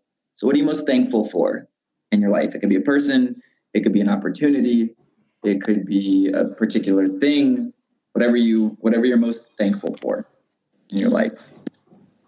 I think when I repeated a course, or when you were put back, we say in the UK. I don't know how you say that in the US, but held back. When you were held back, okay. Because it only makes sense in Spanish if we say repeat. So yeah. That I think it's very one thing I'm very thankful for, because they gave me another opportunity to do better at school, and I am doing better. So it's true. That's true. I can attest to that. Yeah, at least in our, I don't know about your science classes or history class or anything like that, but with English, you've done a fantastic job this year. Mm-hmm. You participate all the time, turning quality stuff. So it's a great option. Was it this past year, Serge, that you had? No, it was in second of ESO. Oh. Second. Okay. Gotcha. Is that why you have some older friends and you always go and visit your friends in Bachillerato? Yes. That makes a lot of sense. Okay. Somebody else, Ruben, who do you think we should pick on for? Anna hasn't said much, and I didn't hear from her yesterday. Did I? When we talked about our holidays? I don't remember, to be honest. Hi. Hello. I thought about you this morning, and don't take it in a weird way or anything, but I thought about you this morning because I was stretching before I went out for a run, and I was trying to figure out how far I could go with opening my legs. You know what I mean? Like stretching out my stretching out my legs on the floor and trying to Why did that sit remind on you the of floor. Anna, Ruben? Because, and here's the explanation, you impatient people of the world, Anna is a gymnast, coming on very close to a professional gymnast. In fact, I think that's what she would like to do in the future, and perhaps even go to the Olympics if she can. But she trains very hard, I think, with her club, etc., to be a gymnast. So gymnasts, flexibility. Professional note. I don't know, normal, I think. Yes, Anna is saying this, and the audience cannot see it, but her camera is showing Anna stretching her leg behind her back, the back of her neck. So upside down. Yeah. Upside down with her leg behind her back. Yeah. This is not fake news. This is actually happening. Yes. And she's drinking coffee with her other food. Right. No. No, but I don't know why that made me think of you, because I remember once you showed us your skills, or you told us what you were capable of, and for some reason I wondered,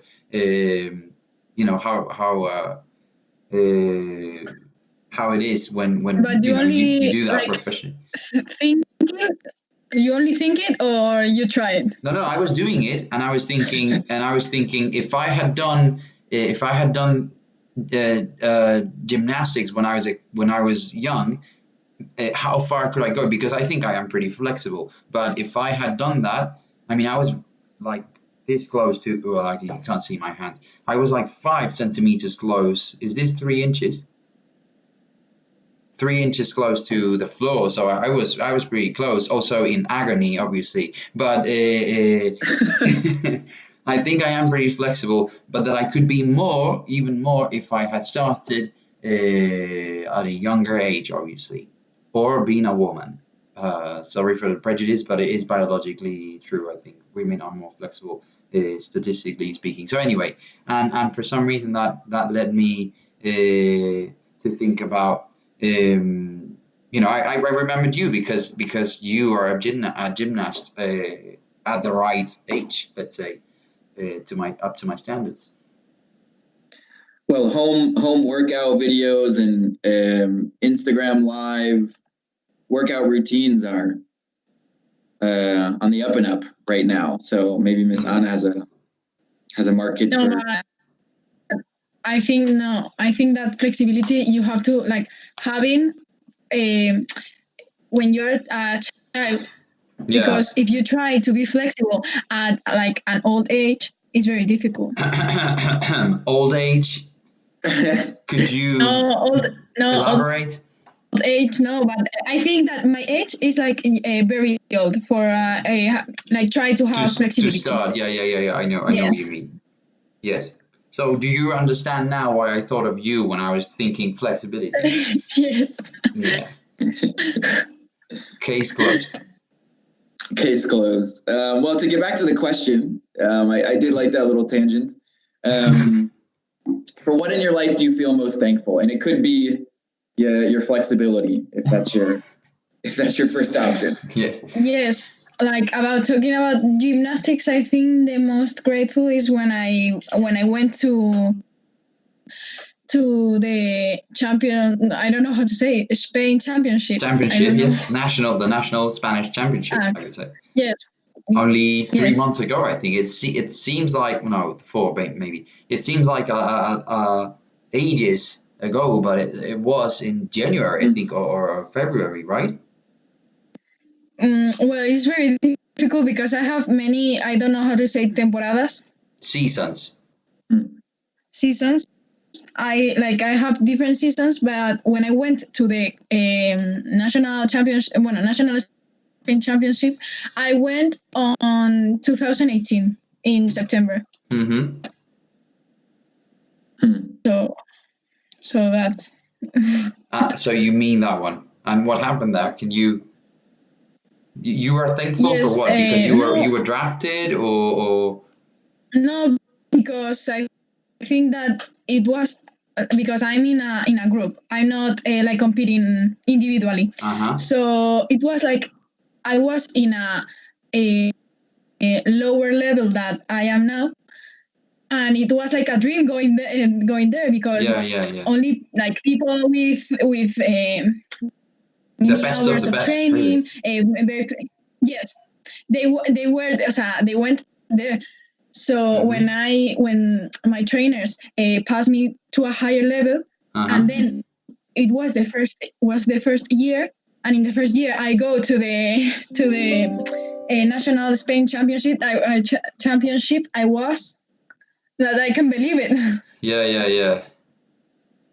You're sorry to correct you, but your coaches, okay? We say my coaches, because trainers can be. I mean, it would make sense, I think, in some countries, but trainers are shoes in the US, for example. So yes, that's pretty cool, Anna. I have to ask, why did you say at the start of this conversation? Why did you say not professionally? Sorry to imitate your voice. But no, you said not professionally. No. Why not? What stops you? I don't know. No, I think that I'm not professional because my club it's not very known in Spain. Yeah, but would you like to? Would you like to go to the Olympics, for example? Isn't that the dream for anyone who does? I was just saying minority sports, but sports. It will be fun, but I don't think I can go too far. Because of the studies and all of that. I was gonna say no, with that attitude you don't. No, but I don't know. It's very difficult to go to the Olympics. Yeah, I know. You have to do many competitions. Then there are like a special coach that select you for doing a group for the Olympics. So it's very difficult. You have to wake up early, probably a couple days. Yeah, you have to put in a ton of work. I know some gymnasts who spent their entire childhood preparing. Yes, and they have to like compatibilate. I don't know how to say with the school and all things. Yeah, they have to.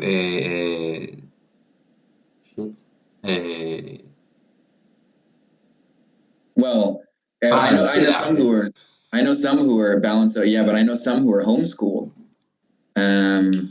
Like if you watch, this is not gymnastics, but if you watch Tanya, about Tanya Harding. Yeah, I love that. And how, like, I want to say she was homeschooled, where her family took care of her education. I think so. But even if it wasn't her, right? Even if that isn't true of her experience, there are a lot of people, who are so dedicated to one sport or something that they choose to be homeschooled, or their parents choose to homeschool them. But we're happy that you're with us, Anna, and that was not obviously you and your parents took. Also in Spain, I think we have something called the high performance centers, something like that, which are basically schools in which the subjects and the academics, let's say, are subject to your training. So what they do is they give priority to your performance, to your athletic performance, and then they make it easy for you to keep studying, let's say. So it's like a school for athletes, basically. So you might want to look into that. There is more than one option. Well, don't push Anna away. We're happy with her class. I just think it'd be a shame that she lost a good chance to. Anyway. No, because I think now I'm good. I like in a school that is very good, and also I'm doing like the sport I like in a high level as a normal. Yeah. So yeah. I prefer you're being that modest. going to going only dedicate to gymnastics and going to a school that they only learn. They only teach 2+2. So. Yeah. You value academics as well, which is good. Anna. Yes. You should and I think that. that they open more doors than gymnastics. Yeah. Sure. Well, yeah. Hopefully, in those schools, academics and athletics are not mutually exclusive. But you're probably right in that if there's that much focus on one thing, it takes some time and focus away from another thing, inevitably. Well, Ruben, I don't know how much time we have left. I think we're. Oh yeah, I think that was that. I'm sorry, I didn't realize what time it was really. No, I'd love to have a couple more minutes, but we'll let you get to it. I know these kiddos have some free time, and you're going to continue with the radio. Thank you for having me. No, thank you guys for making my day more fun. Actually, that was a lot of fun. Right, everybody have a great day, and I'll see you guys tomorrow. And Kevin, I'll see you next week. Bye. Yeah. Bye. Take care, guys. Bye.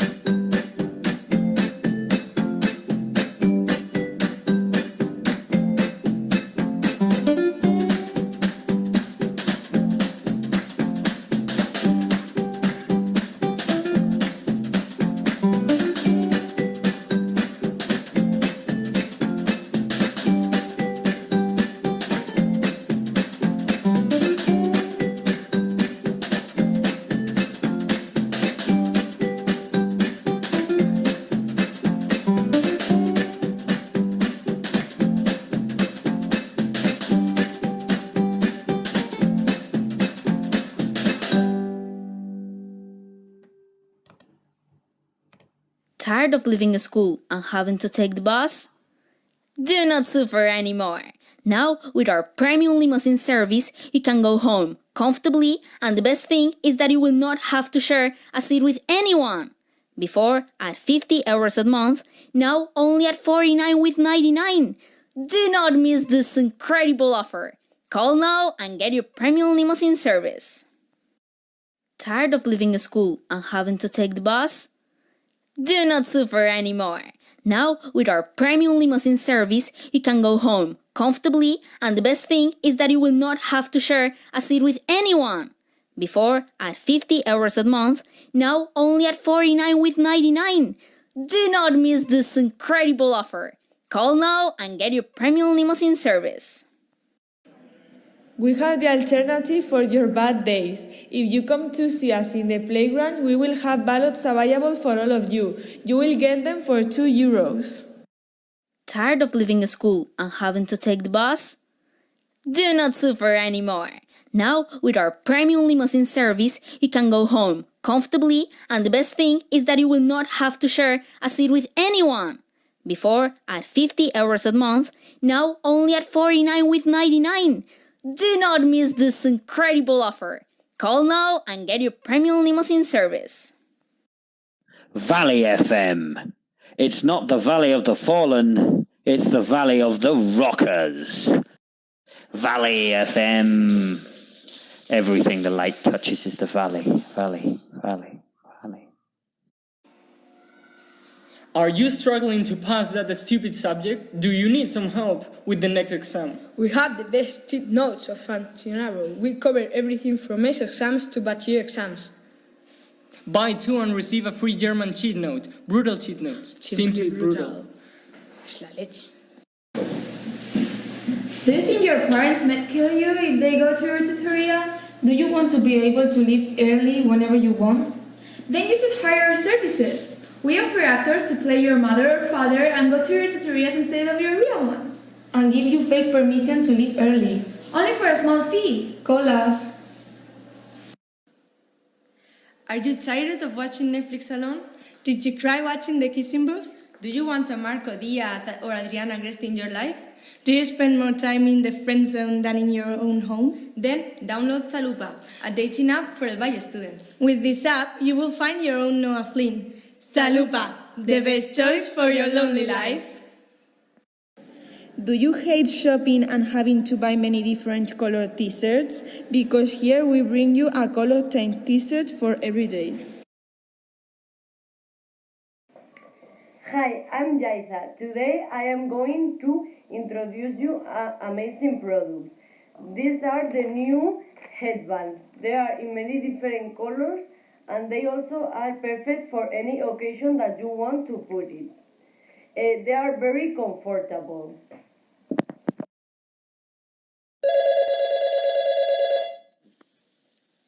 Hey, did you hear Valley FM's back? That's groovy.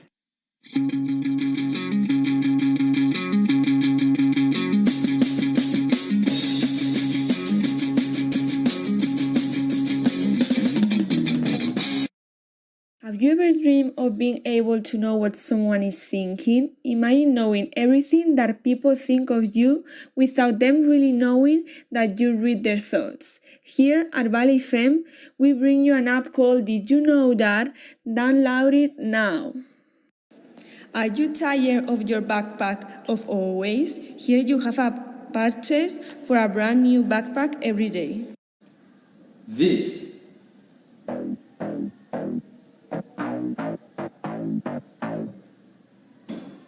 is Valley FM. Are you tired of your backpack of always? Here you have a purchase for a brand new backpack every day. Valley FM. It's not the Valley of the Fallen, it's the Valley of the Rockers. Hi, I'm Jaisa. Today I am going to introduce you amazing products. These are the new headbands. They are in many different colors and they also are perfect for any occasion that you want to put it. They are very comfortable.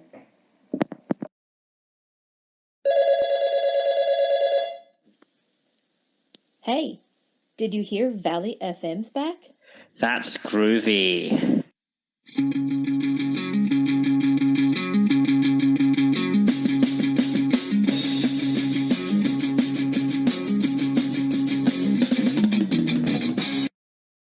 Valley FM. Everything the light touches is the valley, valley, valley, valley. Have you ever dreamed of being able to know what someone is thinking? Imagine knowing everything that people think of you without them really knowing that you read their thoughts. Here at Valley FM, we bring you an app called Did You Know That? Download it now. There is a novelty in the market. The new Reuben juice comes full of vitamins so that children never get tired of playing and never stop speaking English. We have the alternative for your bad days. If you come to see us in the playground, we will have ballots available for all of you. You will get them for €2. Do you hate shopping and having to buy many different colored t-shirts? Because here we bring you a color themed t-shirt for every day. Are you tired of watching Netflix alone? Did you cry watching The Kissing Booth? Do you want a Marco Diaz or Adriana Greste in your life? Do you spend more time in the friend zone than in your own home? Then download Salupa, a dating app for El Valle students. With this app, you will find your own Noah Flynn. Salupa, the best choice for your lonely life. You're listening to Valley FM.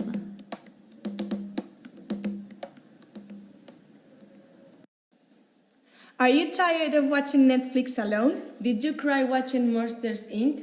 Do you want an Emma Watson, Scarlett Johansson in your life? Do you spend more time in the friend zone than in your own home? Then download Salupa, a dating app for El Valle students.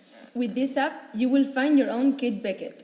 Salupa, the best choice for your lonely life. Are you struggling to pass that stupid subject? Do you need some help with the next exam? We have the best cheat notes of Francinaro. We cover everything from MES exams to BACH B exams. Buy two and receive a free German cheat note. Brutal cheat notes. Simply brutal. Es la leche. Tired of leaving school and having to take the bus? Do not suffer anymore. Now, with our premium limousine service, you can go home comfortably, and the best thing is that you will not have to share a seat with anyone. Before, at 50 euros a month, now only at 49,99. Do not miss this incredible offer. Call now and get your premium limousine service. Do you think your parents might kill you if they go to your tutoria? Do you want to be able to leave early whenever you want? Then you should hire our services. We offer actors to play your mother or father and go to your tutorials instead of your real ones. And give you fake permission to leave early.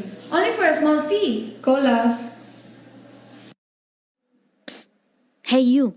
Yes, you. The one who's hearing this. Is your backpack too heavy? Your back hurts, you have bad posture, and you also feel like you get smaller every time you carry it?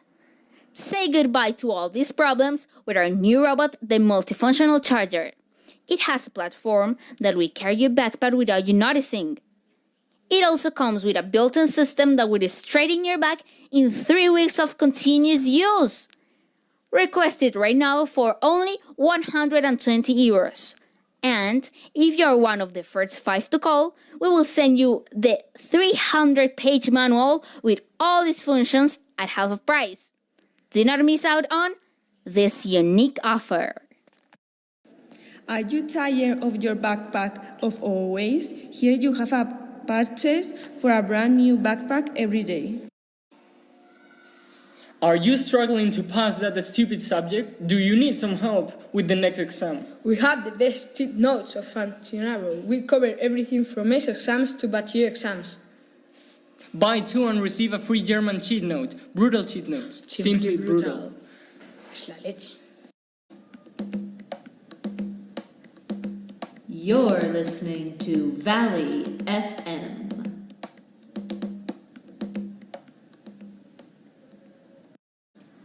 This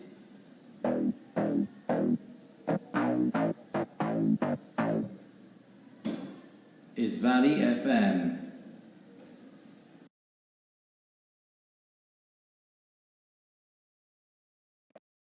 Hi, I'm Jaisa. Today I am going to introduce you amazing products.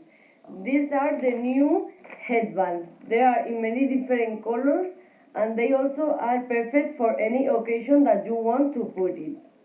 They are very comfortable. Have you ever dreamed of being able to know what someone is thinking? Imagine knowing everything that people think of you without them really knowing that you read their thoughts. Here at Valley FM, we bring you an app called Did You Know That? Download it now.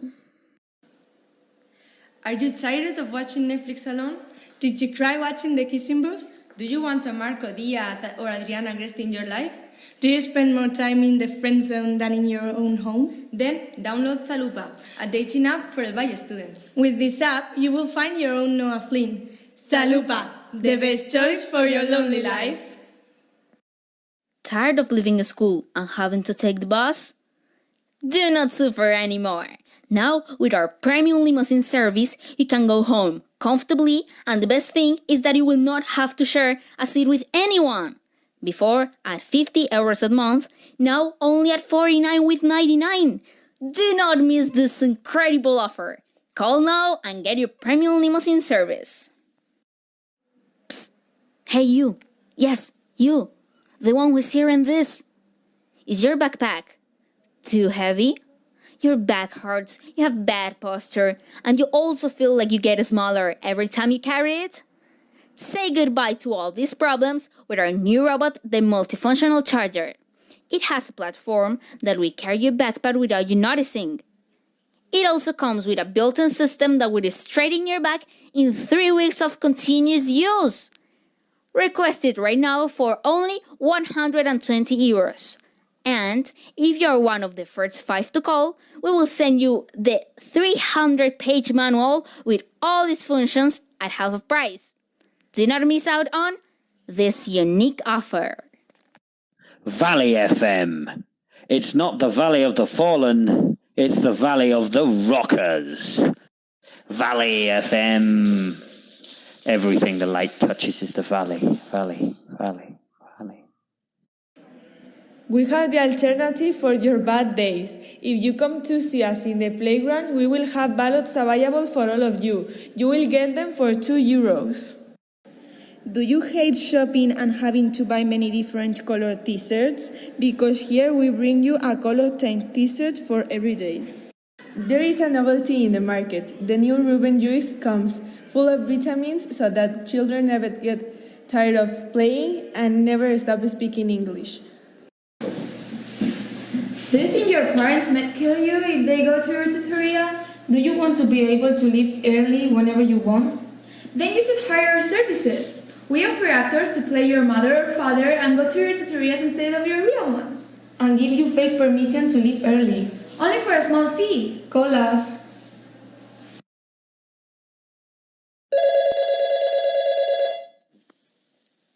Hey, did you hear Valley FM's back? That's groovy.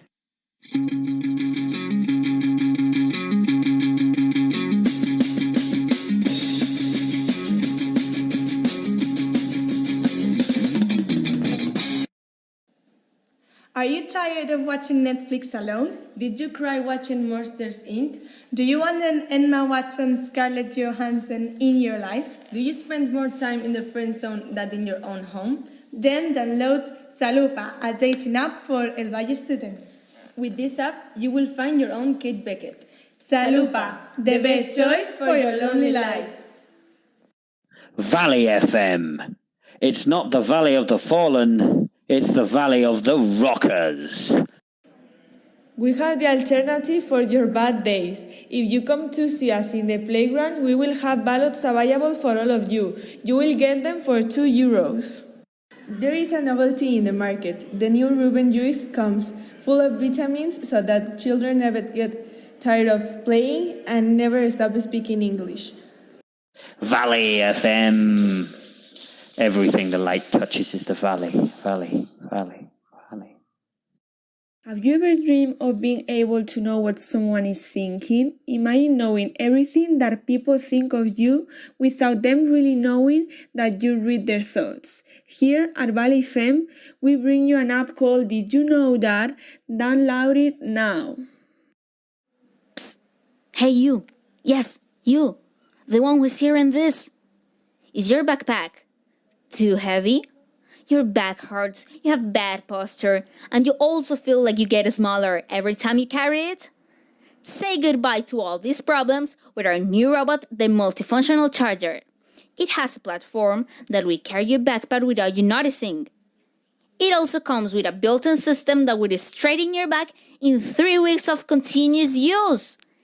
Request it right now for only 120 euros. And if you're one of the first 5 to call, we will send you the 300-page manual with all its functions at half of price. Do not miss out on this unique offer. Are you tired of your backpack of always? Here you have a purchase for a brand new backpack every day. Do you think your parents might kill you if they go to your tutorial? Do you want to be able to leave early whenever you want? Then you should hire our services. We offer actors to play your mother or father and go to your tutorials instead of your real ones. And give you fake permission to leave early, only for a small fee. Call us. Are you tired of watching Netflix alone? Did you cry watching Monsters Inc? Do you want an Emma Watson, Scarlett Johansson in your life? Do you spend more time in the friend zone than in your own home? Then download Salupa, a dating app for El Valle students. With this app, you will find your own Kate Beckett. Salupa, the best choice for your lonely life. Are you tired of watching Netflix alone? Did you cry watching The Kissing Booth? Do you want a Marco Diaz or Adriana Gresta in your life? Do you spend more time in the friend zone than in your own home? Then download Salupa, a dating app for El Valle students. With this app, you will find your own Noah Flynn. Salupa, the best choice for your lonely life. This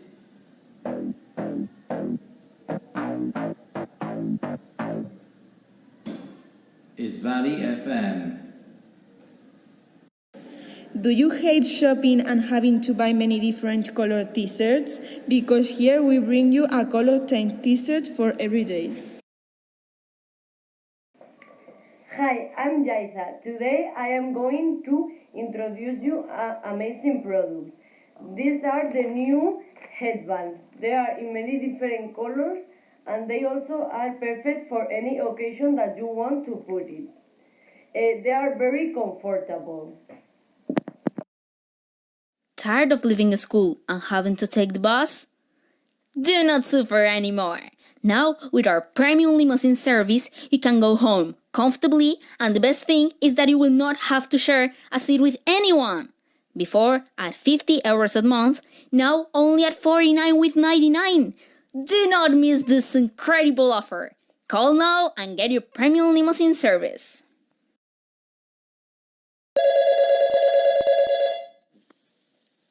Hey, did you hear Valley FM's back?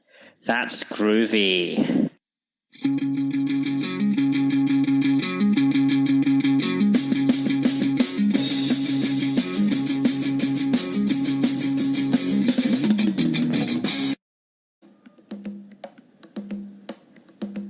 You're listening to Valley FM.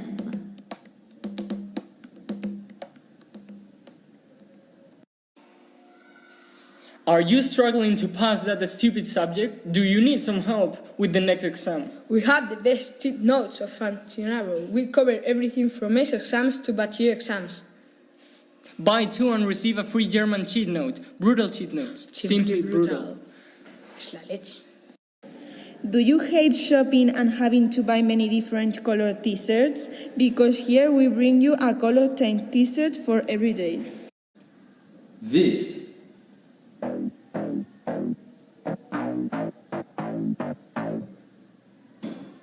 is Valley FM.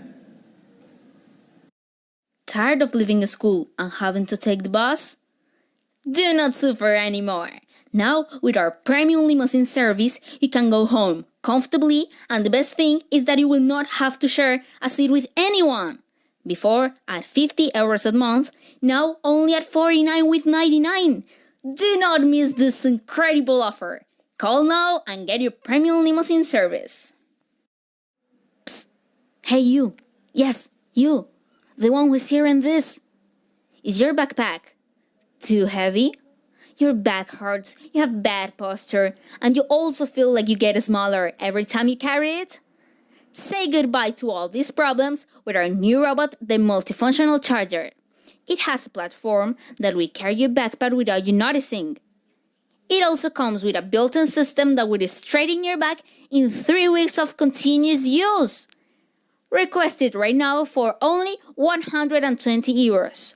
And if you're one of the first 5 to call, we will send you the 300-page manual with all its functions at half of price. Do not miss out on this unique offer. Are you struggling to pass that stupid subject? Do you need some help with the next exam? We have the best cheat notes of Fantinaro. We cover everything from MES exams to BACH B exams. Buy two and receive a free German cheat note. Brutal cheat notes. Simply brutal. Es la leche. Hi, I'm Jaisa. Today I am going to introduce you amazing products. These are the new headbands. They are in many different colors and they also are perfect for any occasion that you want to put it. They are very comfortable.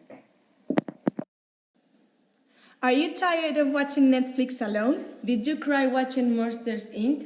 Do you want an Emma Watson, Scarlett Johansson in your life? Do you spend more time in the friend zone than in your own home? Then download Salupa, a dating app for El Valle students.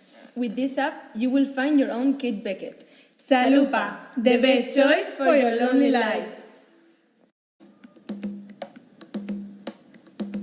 You're listening to Valley FM.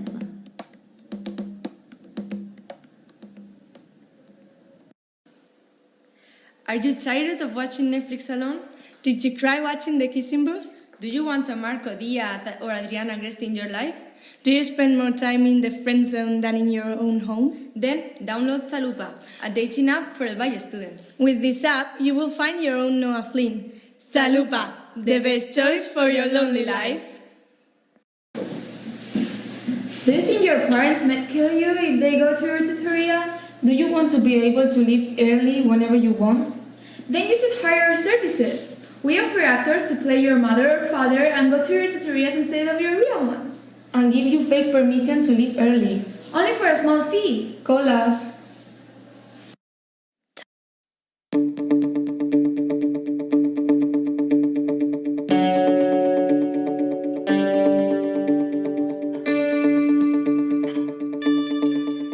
Okay, we're back from our break. Sorry it took so long and it was so repetitive, but you know, we're human. Every now and then we have to take our breaks. Also, let's not forget this is a school radio, really. We are following the schedule in school, and our playground goes from 10 to 11 until 11:15, more or less. Sometimes a little earlier, and sometimes a little later. But that's the schedule we give ourselves.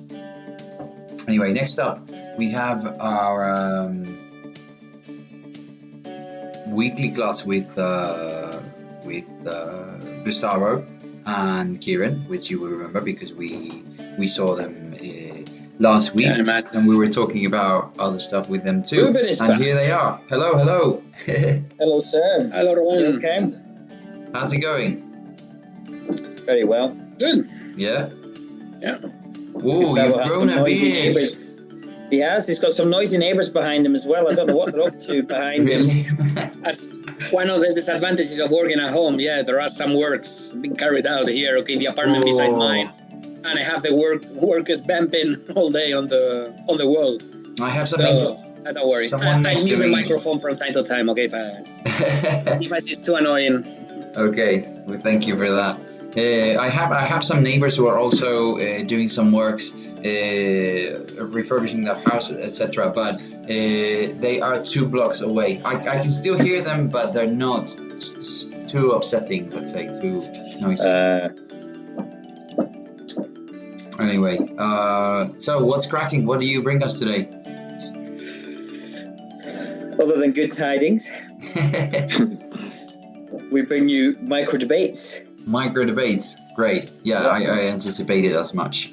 We're going to be talking about a few different things. Mm-hmm. And who's here with us today? Is Goldo here? Hello? Yeah, hi. Hello. How's it going? Fine. Oh, More or Pepe's less. here. Is that Pepe? Yeah. Hey! Pepe. How's it going? Well, Did you just wake up? yeah. It is going. Brilliant. And it's probably true. Anyway, it's good to see you guys. We're going to wait and see if we get a few more, but we're going to talk about a few different bits and bobs, as they say. Greta Thunberg. Greta Thunberg. Haha. Parental pins. Parental pins. Fox's attempt to help our next generation of children. And we're going to be talking a little bit about civil liberties and coronavirus.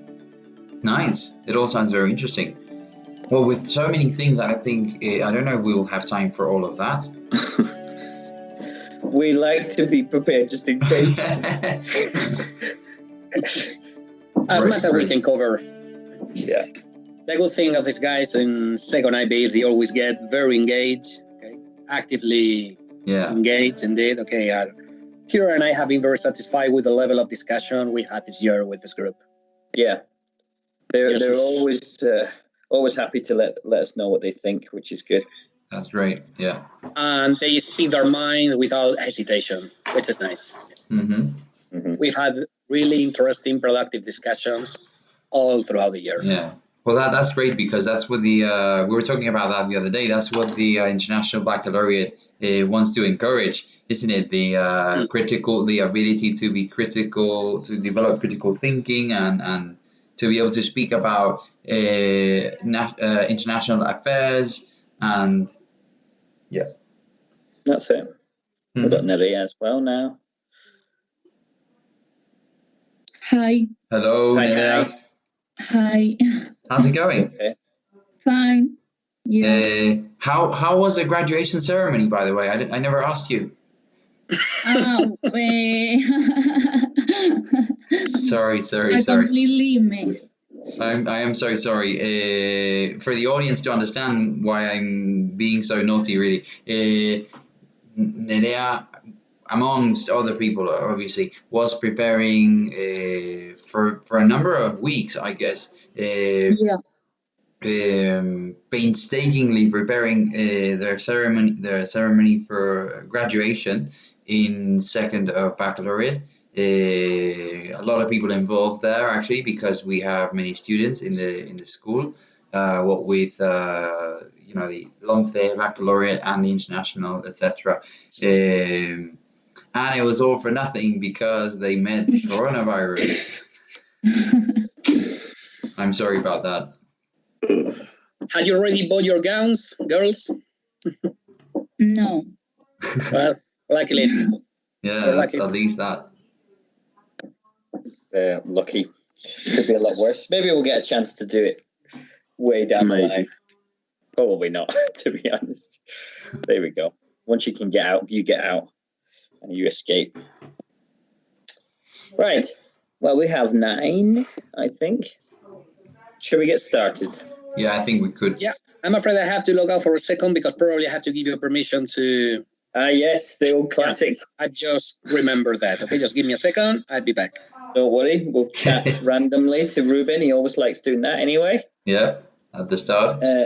That's very good. What's been going on with the radio today, Ruben? What's been one of the highlights of your program? Oh, it's funny you asked that because when you said there was one of the micro debates you were announcing you were going to have hold today. This morning I read the newspapers with my class of first batch, which you also know. You're a teacher there as well, and. We came across this piece of news about this new protocol that's been established in schools, sports centers, leisure centers, every center that has minors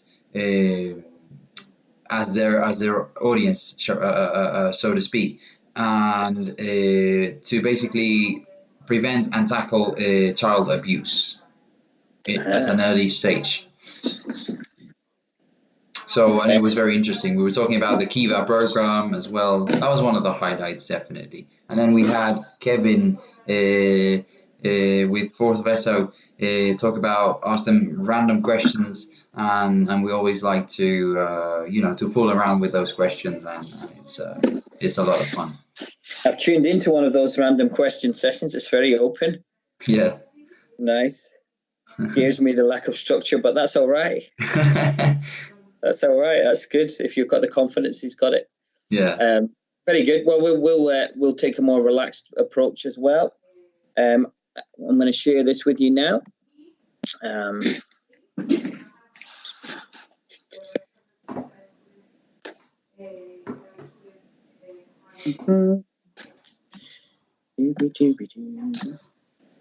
So page 110, right? Test 5, reading and writing, part 1.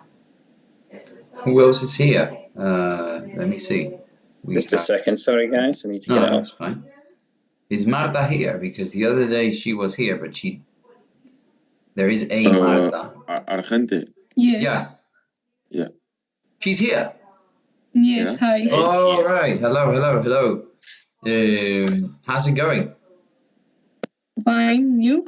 Good. The other day I was republishing some of our old videos from Valley FM. Yes, I saw like one of them. Mm-hmm. I think you speak in one of them. I'm not sure, but in one of them you say like one word. I think. Okay. Some people only need that one word, and then that's it. They smash the whole thing. Words of the day. Okay, guys, can you see what we're looking at now? On the radio, you cannot. But what we're looking at. What are we looking at, guys?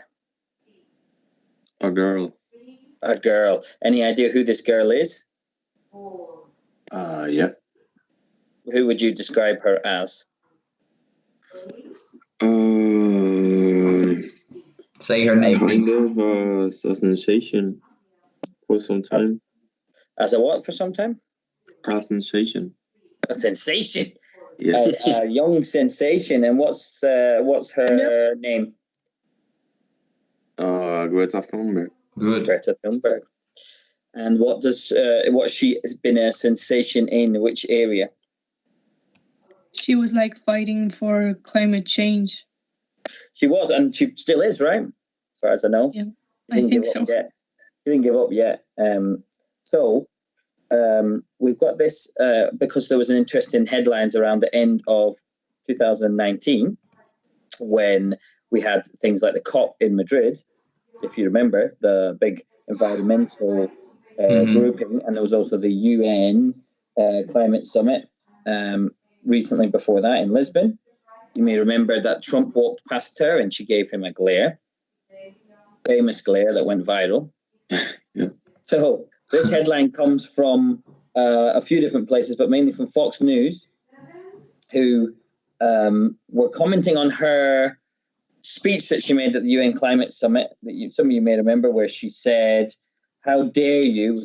She changed from her usual very calm demeanor, got very angry and said, "How dare you? Change is coming whether you like it or not," etc., etc.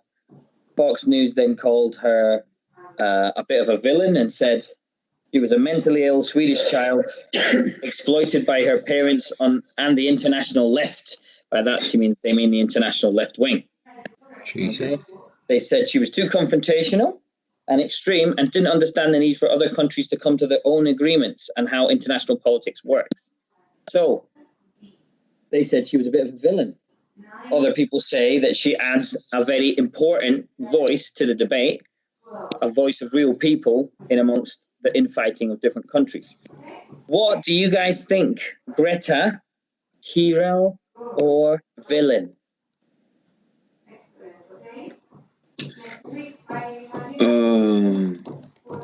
Hold up.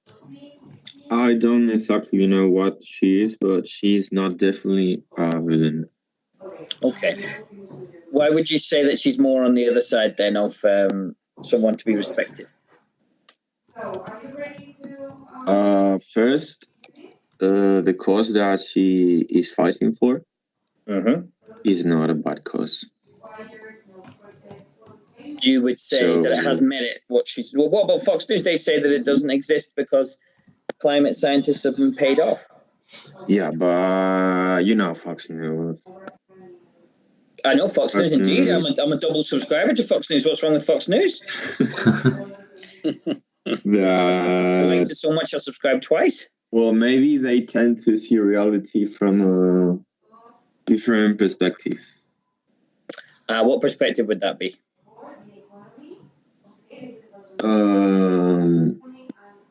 A perspective that smells like Trump, for example.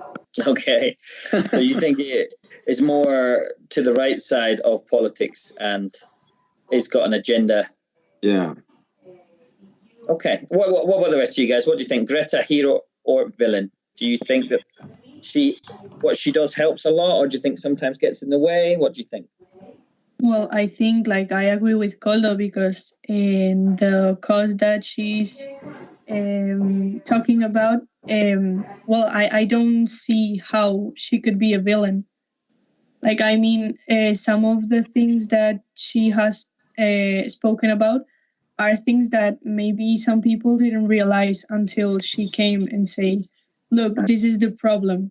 Maybe a lot of people were talking about it before, but she came and made people realize, well, this is the problem. Because I don't know why, but people paid attention to her.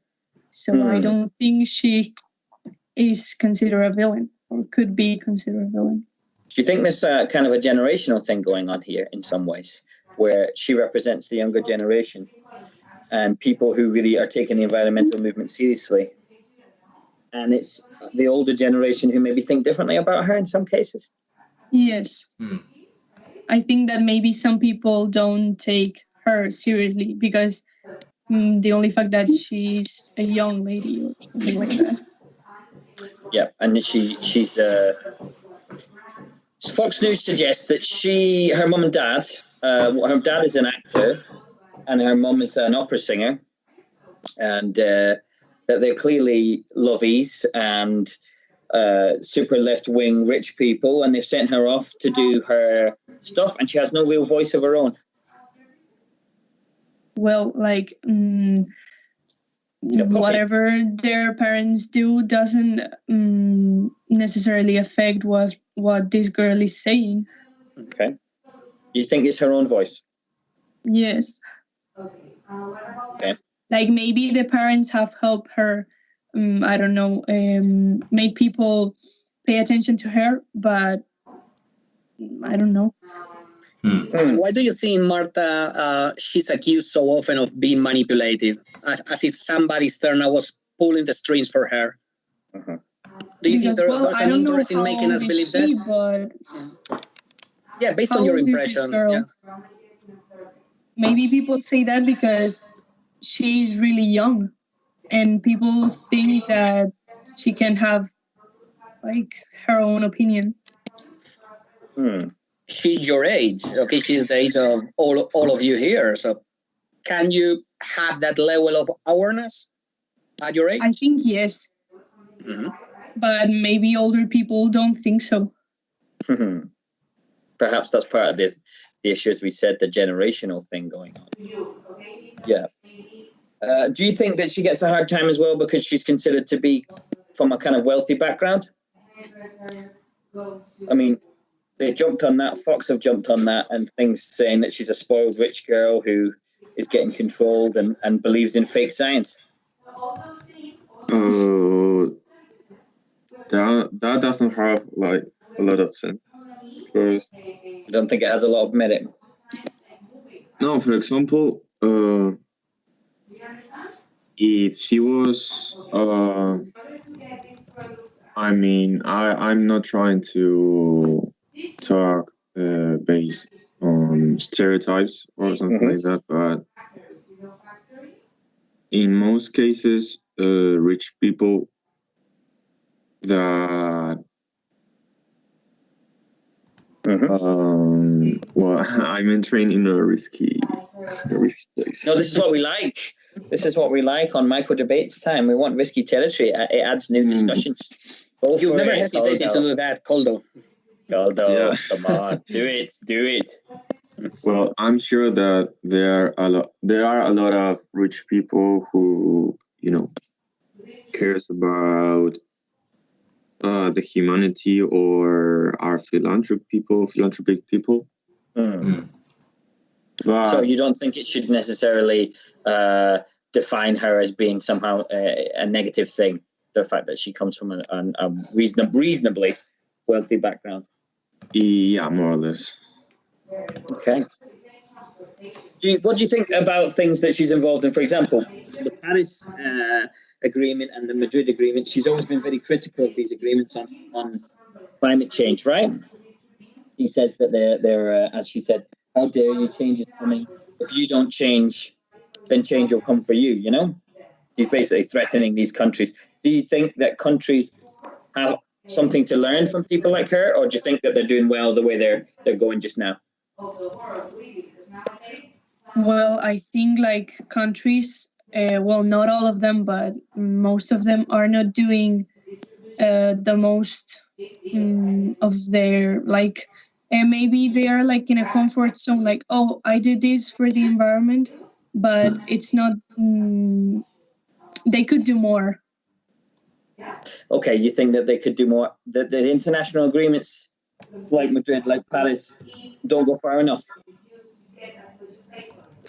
Well, I think like the fact that they didn't have like, well, if you have to do this and this, but if you don't do it, it's okay. Like for the next time, I feel like that shouldn't be that way. Like, Yeah, okay, you should do this and this, and you have to do it either ways. Like you have to do it because if not, we are going to end up ruining the earth, and we will die. So. Some people have called it like the moral voice of the people in these kind of discussions where countries try and make political calculations and work out how much they can buy of carbon offsetting and whether they can do a little bit less because they can make more money. So yeah, she does, I think, have a place. So there we go. Thanks for talking about Greta, guys. Any other further thoughts on environment just now? Do you think we're doing well in Madrid? We're in the middle of coronavirus and we've got the best levels of air pollution in Madrid that we've recorded in about 30 years. Yeah, true that. What do you think about that, guys? Can we keep that up? No, I don't think so. No? Why? I think the moment when we like start having our normal lives, we will go like back to the normal air pollution state. Well, there's also, if I can just jump in, there's also recently I've read there's been an increase in the sales of bicycles all over Europe, but also in Spain. So maybe because people are afraid to use crowded venues, crowded places such as public transport.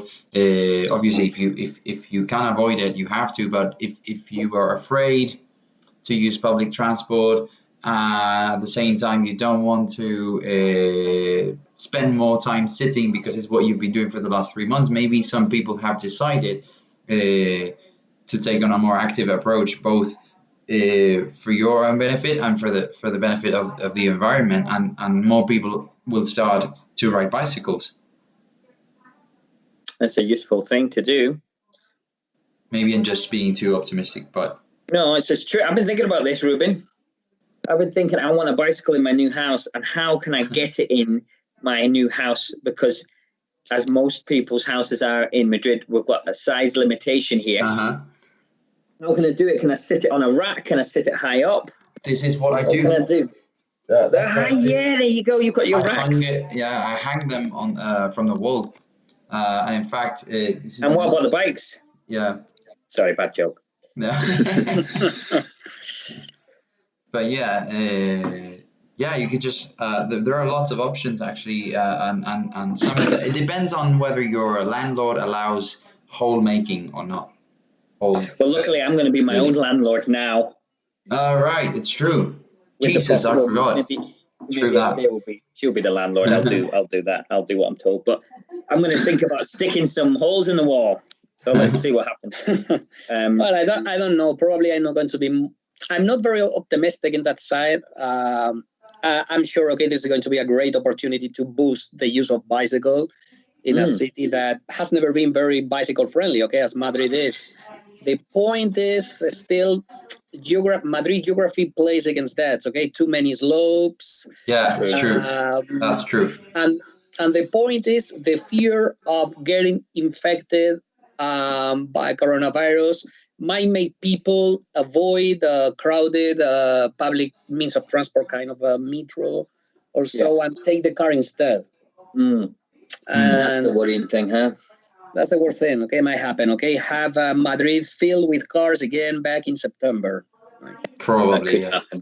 Probably one. What? In fact, guys, I'd like to ask you regarding that. What? Probably one of the few positive things of this as coronavirus tragedy has been precisely that. Okay, Ruben was mentioning. Okay, the considerable decrease in global pollution.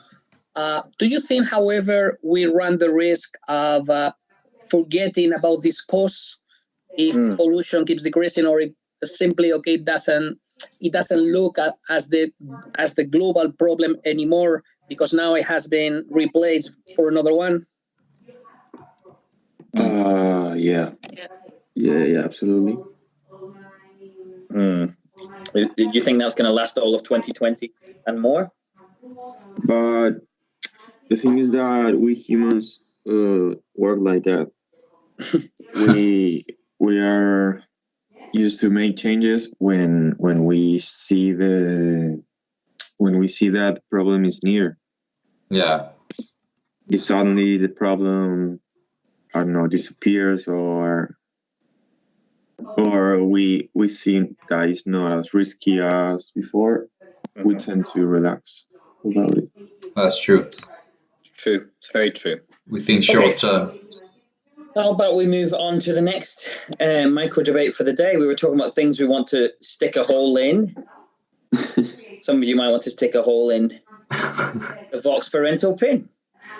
Some of you may love the idea.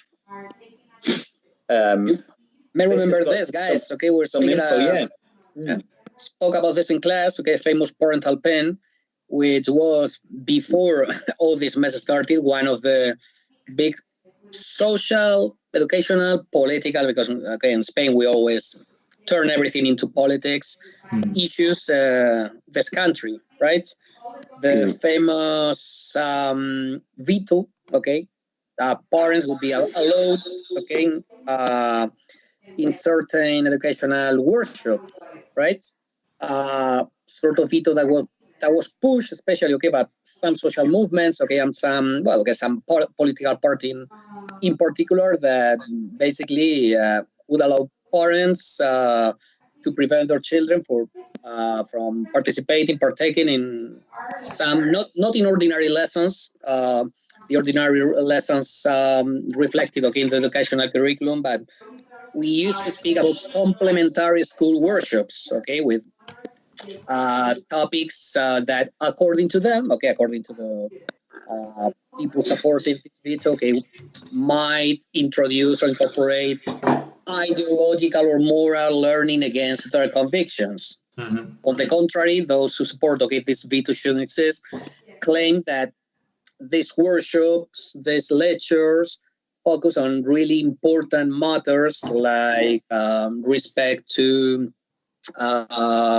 diversity, fight against discrimination, right, or other issues, that don't only make part of the curriculum itself, but they are important for children, right? Can you give us your thoughts about this, or recall the thoughts that you expressed in class once?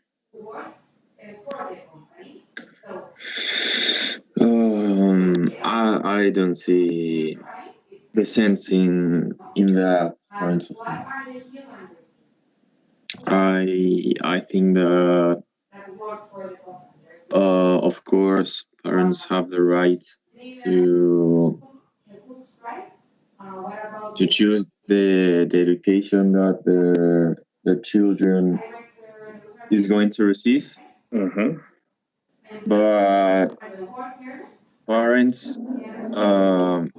do not have the right to create the personality of their children as they want, as if they were kind of their puppets. Yeah.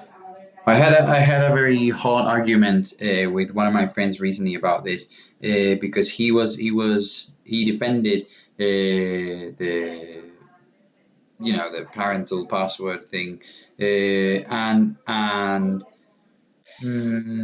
his argument was basically he said to me, he's my friend, but he said to me, well, I think I wouldn't like you, meaning myself, I would like you to talk to my children about matters that are not directly related to English.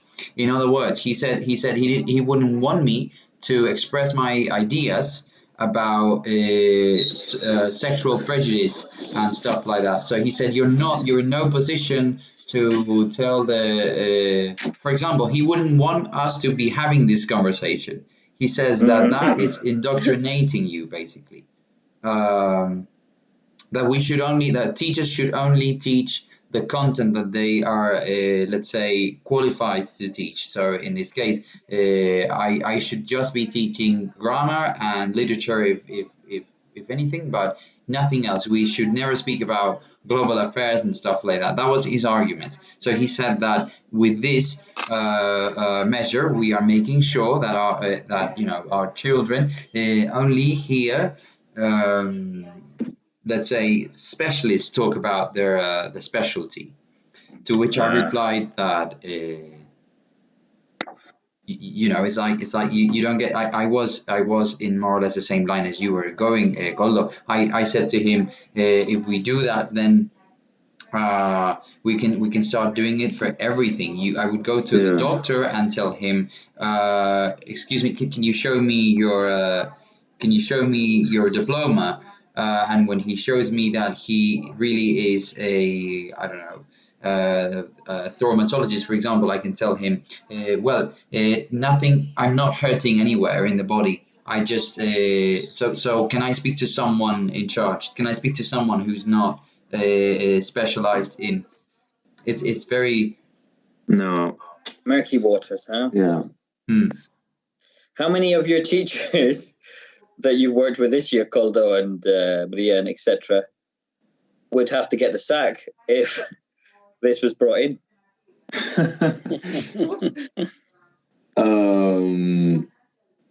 That I think that's confidential. We're not going to say names. I'm talking about percentage. For their own benefit of your kind. So percentage is above 50 or under 50%? I would say, well, I don't know. Maybe more than 50. But the thing is, wait. The thing is that, in a way, that helps us work on our critical thinking. Okay. Because one of the IB objectives, by the way. That's right. That's all part of our plan. The important thing should be working on teaching children not to believe everything that they hear, to think that, or to start thinking by themselves. Okay. Because if they believe everything that teachers tell them, it's the same as if they believe everything that their parents tell them. Mm-hmm. This is true. You reminded me of Pink Floyd. Another brick in the wall. Teachers leave us kids alone. Yeah, you just keep indoctrinating kids with the same stuff. That's the point. You got to fight back, and that's why we encourage. Yeah, you know another one or this song. You don't know this song of Pink Floyd? No, I know. But the thing is that if there's a song about it, it must make sense. That's it. That's a very good way to think about it. That's a good way. Every song that Nicki Minaj makes sense. So it must be true. It must be true. No, I'm being silly, of course. So, parental pins. Do you know any friends? Don't name names. Any parents that would support the idea of a parental pin? And could you see their point of view? Mine. Yours. Yes? Yes, totally. I have that argument with my father, actually. With politics, it's kind of complicated to just get in another position than him because he's always right. And that's it. That's what happens with parents. We can start a club, yes, with parents who are always right. Yeah, I like that. What would be his point of view about why this would work? It's a pleasure to hear you back. Yeah. Hello. After so long. What? Sorry, what would they say? What would they say would be the reasons for the parental pin being something that they would think would be useful? Well, My father is like parents have the right to choose what their children have to study and where to study and all the stuff, which is kind of right. But also, I think as children have also the right to know more things, to kind of learn not just the basics, but things like the world, how everything is developing, and teachers can help us with that, and not only with the basic things. But for my father's view, it's really different. It's like no, because then you're gonna think in a different way, or maybe don't agree with me in some other stuff, which is true. But everyone has the right to think their own way and independently from their age. So I don't know. I think in that case, it's like that. Yeah, there's a complex idea about objectivity and subjectivity here about the parental pin. Yeah. I think is the fact that any teacher could work in a completely objective way. I think is probably an impossible thing. Yeah. You know, back in the 60s and the 70s, there used to be textbooks produced that would have a certain political slant, and people could say, but I'm not teaching that way, but the textbooks are making people think that way. Perhaps the way we teach might be on another way. It's very hard to hide from your own beliefs, thoughts, really. I think the only thing to do is to basically be upfront about them as much as you can, and let people make their own choices and have debates like this about them. Exactly, yeah. I hope. Parental pins. So would you vote for these if you had the chance? When you get the chance to vote, which will be soon now. No, definitely not. No.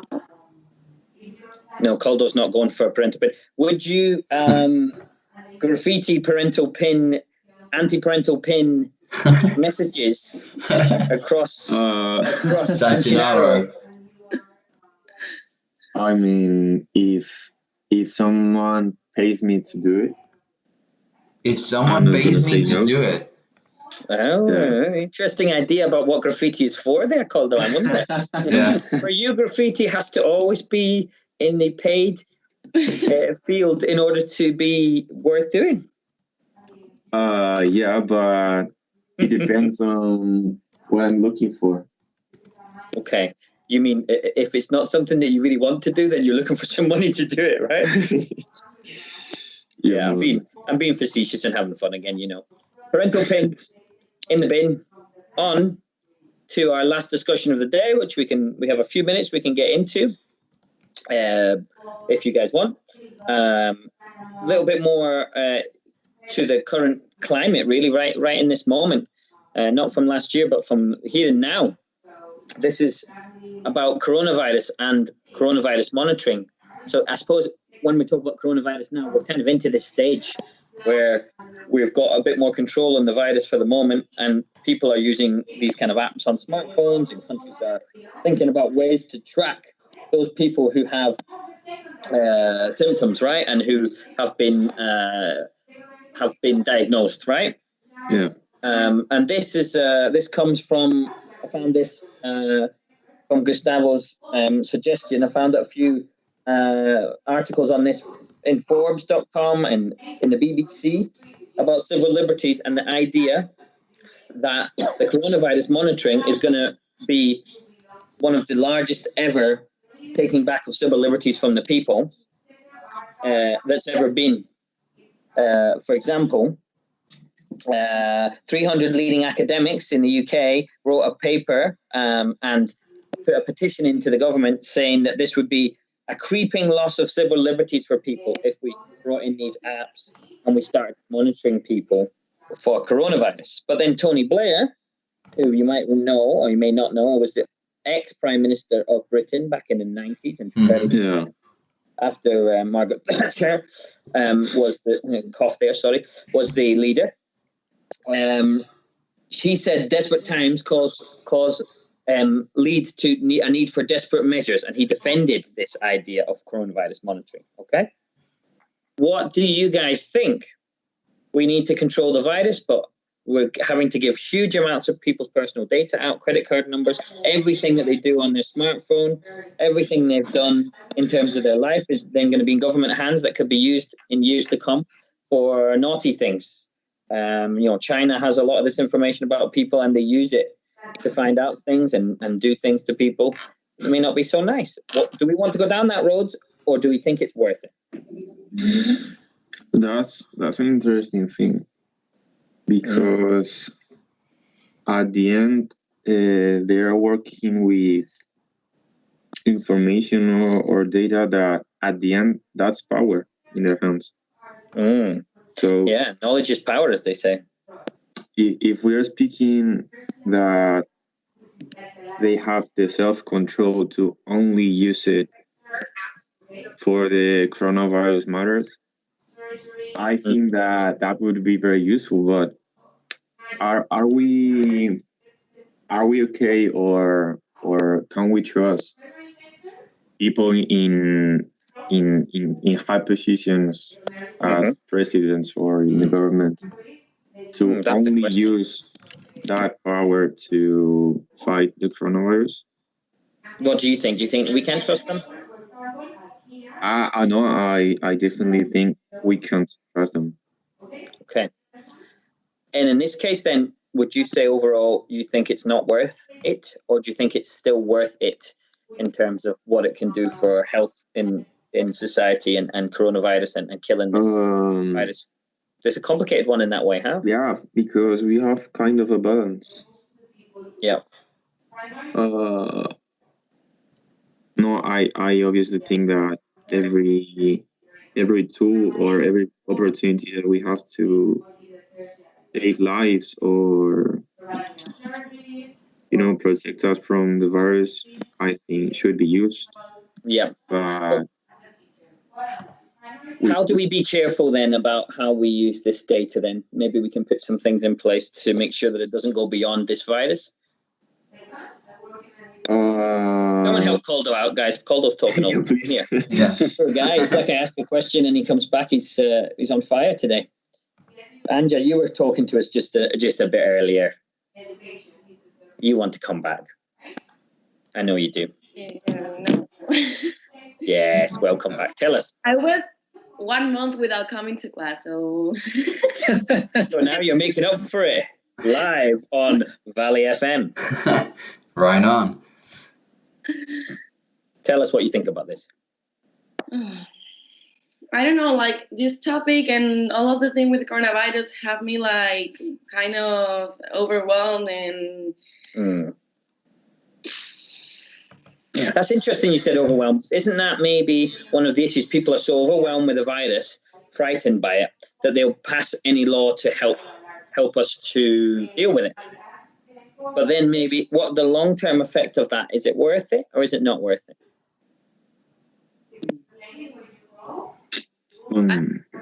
From my experience, opinion, I'm not like afraid, for the thing and all that's happening. But I don't know. I know many people that now kind of doesn't want to do anything, or because everything that happened, how all the media now make them scared of the situation even more than it is. And you have to be careful with it because this is going kind of long term, because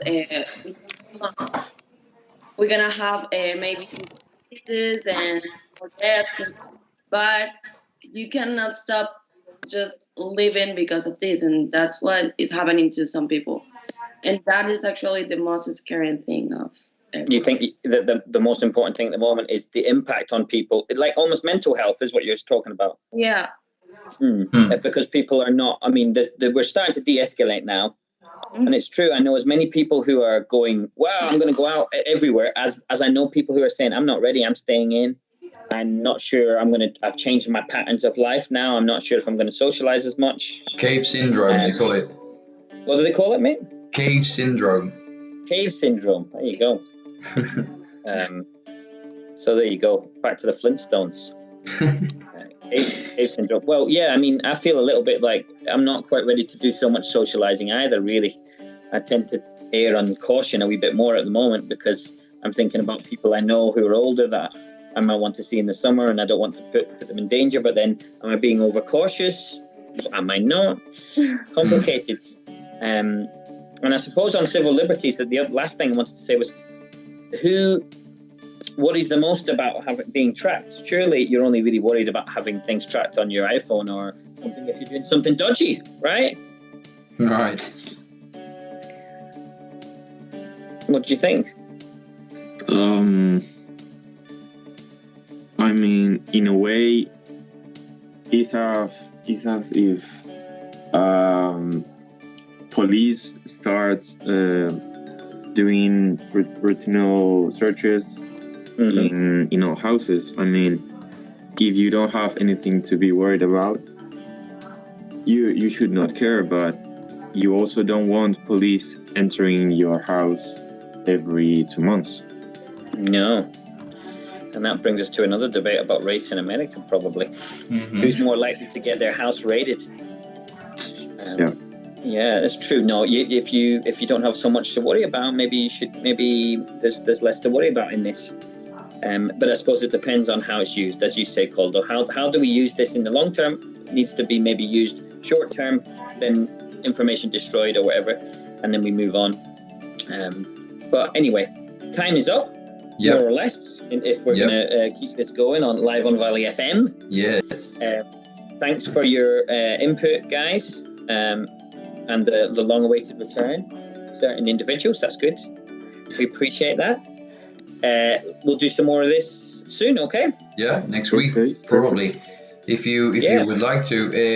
Guys, that was very interesting. And I think many people will agree with that. If someone is listening to us and would like to, now or later, when they stream it, and would like to participate in the discussion, please leave us a comment in the comment section in YouTube, and we might mention that next week in the same space that we have for Microdebates. Yeah, we'll give you a shout out, as they say in radio parlance. There we go.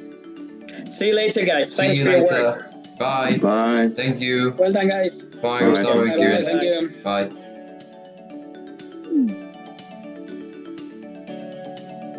Yeah, that was Microdebates for you. Some of them were very, very necessary things to talk about, or not. Maybe it depends on your insight on parental PIN and how much parents should,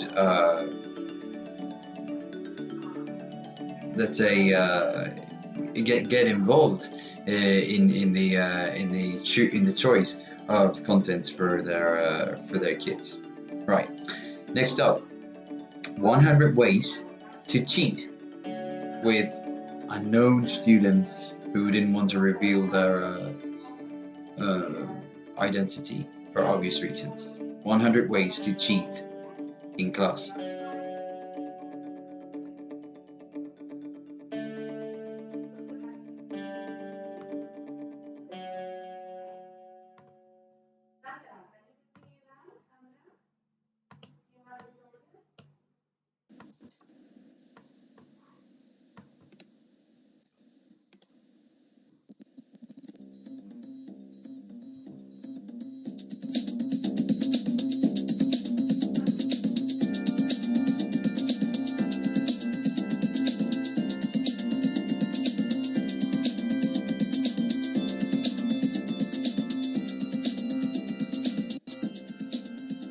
So we're back, and here I am with some students who would rather not reveal their identity for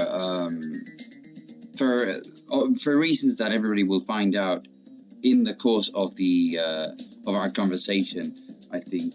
So, hello guys, how's it going? Hi, Ruben. Hey. Hi, how's it going? Yeah. Ruben, if you're recording the screen, they can see who's talking. No. I never record the screen. Okay, bro. I can never record the screen because, well, there's a law that prevents people from knowing your names, basically. And also, it's better. I mean, who cares we are allowed our privacy, right? So the only thing people might be interested in is your voice, our voices. So today I'd like to talk about computers. You guys specifically know a lot about IT, about technologies, about computers, apps, games, and software in general, I would say. Is that correct? Yeah, kind of. Right. What? Yes. When did you become interested in that? When did you become so interested in that? When I get my first computer at the age of 7, something like that. The age of 7. Yeah. So, and how did you start? My grandpa's. I How started did by you myself. start? Sorry, go ahead.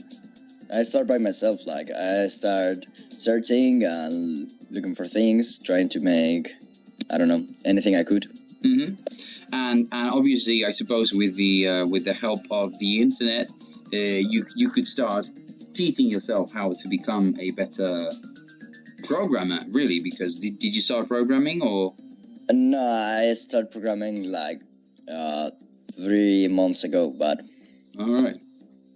I'm cool. More like an informatic, like an IT engineer or of sorts. Okay, right on. What about the rest of you? What do you know about computers? I start when I have my first tablet, and that caught my attention. The informatic and IT. And before that, I didn't know anything about the IT. So I start searching in internet and how to know about the IT. I know a little bit because it's a big world and it's so difficult to know. Yeah, obviously you can never know everything, but it's good that you try to keep up to date with what's new, with what comes, because otherwise you get lost. There are many things that make your life harder, and especially in school. Do you think it has made your life easier to know so much about IT? Yes. More than easier, I think that yes. Funnier. Like I can do things that I wasn't supposed to do. Like what? Can you tell us what? Play video games in class. Play video games in class. Yeah, that's something that for anyone who's listening and might be shocked or surprised, it is something that happens all the time whenever you have a school with in which students have access to the internet and to technological devices such as computers or laptops. Good morning and welcome another day to Radio tablets, Valley. iPads, what have you, even their phones. I guess in our school, we cannot use. Students are not allowed to use their phones. They're not even allowed to carry it actually around. But they do. I have mentioned it before. They do have digital books for which they need a laptop provided by the school, which means despite efforts by the IT department not to let students tamper with, let's say, with video games and such. Many pages are blocked, in fact, and you have like I think there's software in the laptop that prevents you from doing what you shouldn't be doing in class. Despite all of that, some people, the fact remains that some people have found a way to dodge that security, let's say. Some chosen ones. And we happen to have some of those chosen ones here in the show with us today. So tell us how you, well, not how, obviously, maybe you don't want to reveal everything, but what can you tell us? What sort of things can you do? How do you do them? That is really easy, I can say. It's really easy. Yeah. Like, you don't have to know a lot. You just have to think and you have to have another perspective. Yeah. And from there you can easily get the way to skip the blocks, like classroom, like classroom manager. There are times that I'm playing and using classroom that my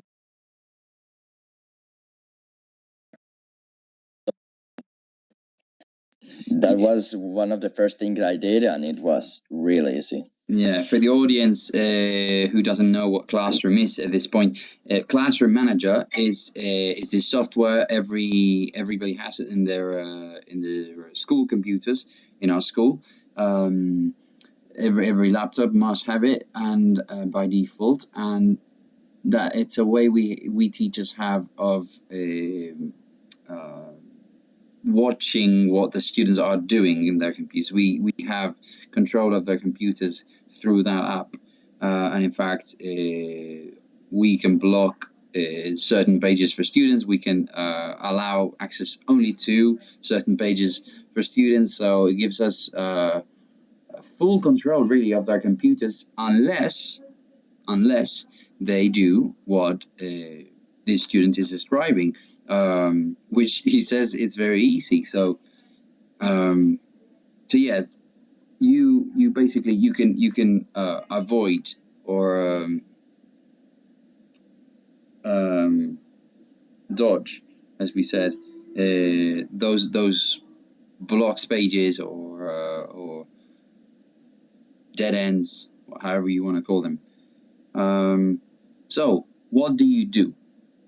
I don't mean how do you do it, but what do you choose to do with that? With once you have full power over your laptop, you say you play video games. What sort of video games do you play? Not only video games, like I prefer searching other ways to avoid the classroom and all that than playing video games, because the video games you can play online in most of them really bad. So yeah, I prefer keeping my attention on skipping the security. So what you do is you teach yourself better ways to skip security, as you say. That's interesting. But for instance, if that was me, and I could be in class just listening to a teacher, for example, or say I have to do some sort of assignment, but I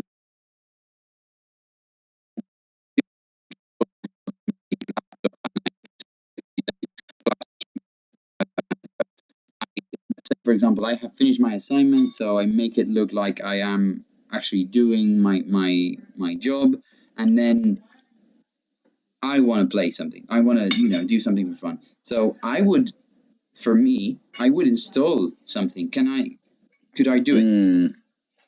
Yeah, but when you need to install something, it's quite more difficult, because you need the administrator's password. Yeah. And that is quite more difficult. Like, you need to have the control over the administrator computer. Yeah.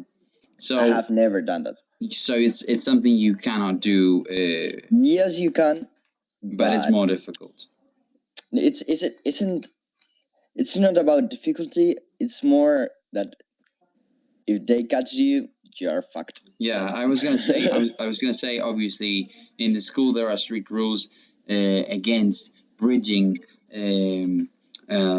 security, obviously, or skipping security. But yeah, so maybe it's safer to play it the way you're playing it, just skipping security for once, and then doing something that doesn't call the attention towards you, maybe. Yeah. So tell me, how, when you are playing in class, or doing that, how do you do it? Because if the teacher is going around the class, for example, asking questions, or they want to see the assignment done by the end of the hour, by the end of the lesson, how do you do it so you don't get caught? If you wanted to finish the assignment, the easiest way is to ask someone and get the answers from them. But if you don't have someone, or it's different for everyone, you can always search it on Google and you're gonna find it. If it's the book, it's a little bit more difficult, but in the end you're gonna find. And if the teacher is going around, you need to keep the book open. If not, they're gonna catch you. But if they're in the classroom, it's more easy because you can tell the classroom you're in one page that you aren't. Like Yeah. you can be playing, but what you see it's the book.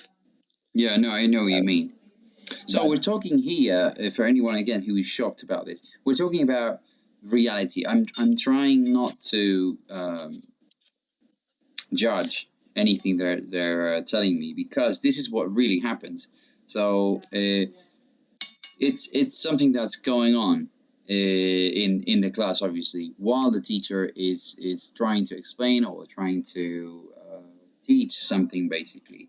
And I mean, distractions always happen and have always happened, but obviously with a computer in front of every kid, the chances are you have the whole world in front of you, and all its information, and the temptation is obviously bigger to do mischief, if you will. Obviously, it wasn't the same when you had only a piece of paper in front of you and the book, and the eyes of the teacher on you. I think the most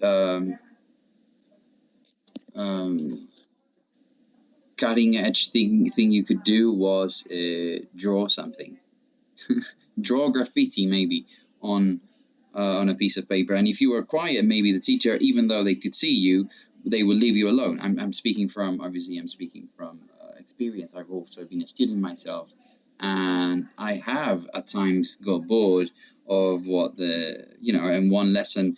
At some point, I was bored, and I would just need to rest, but I couldn't because I had to be there. Yeah, so I get it. I mean, I totally get why it happens.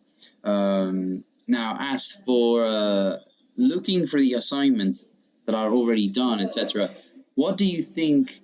Are all assignments easily found on the internet? No. Some of them.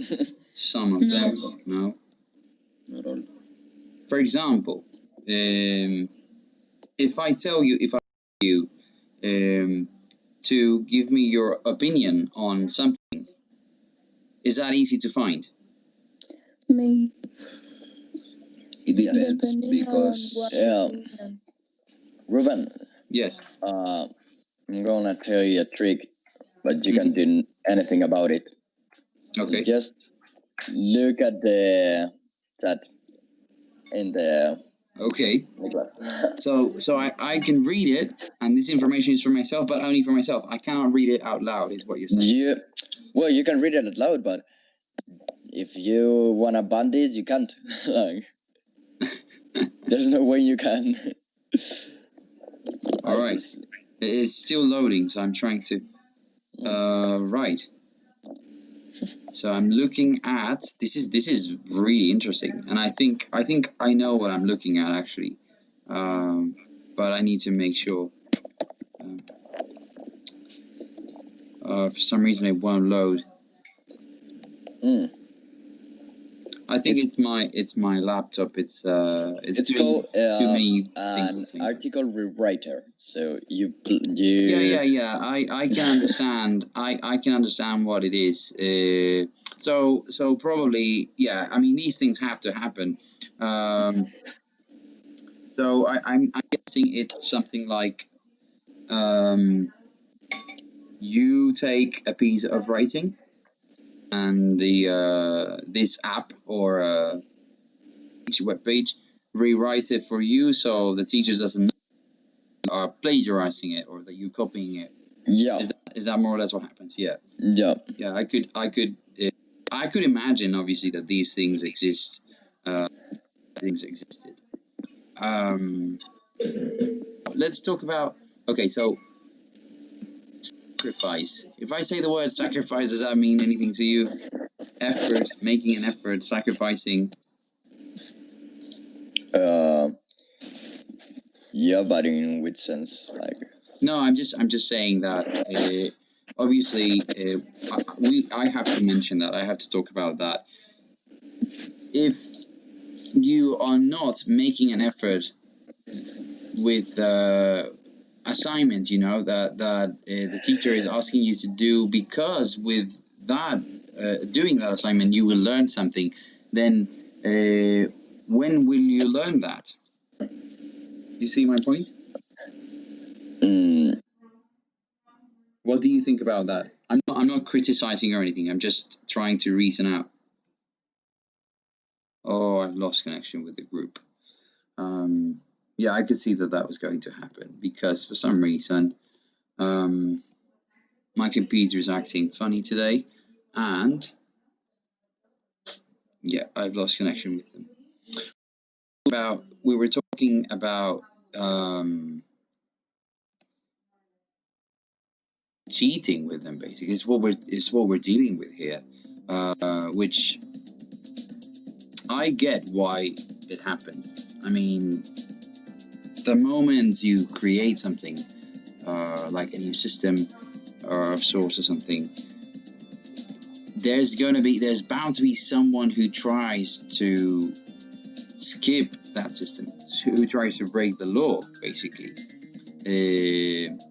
So yeah, students are always, not every student obviously, but some students will always try to fake, counterfeit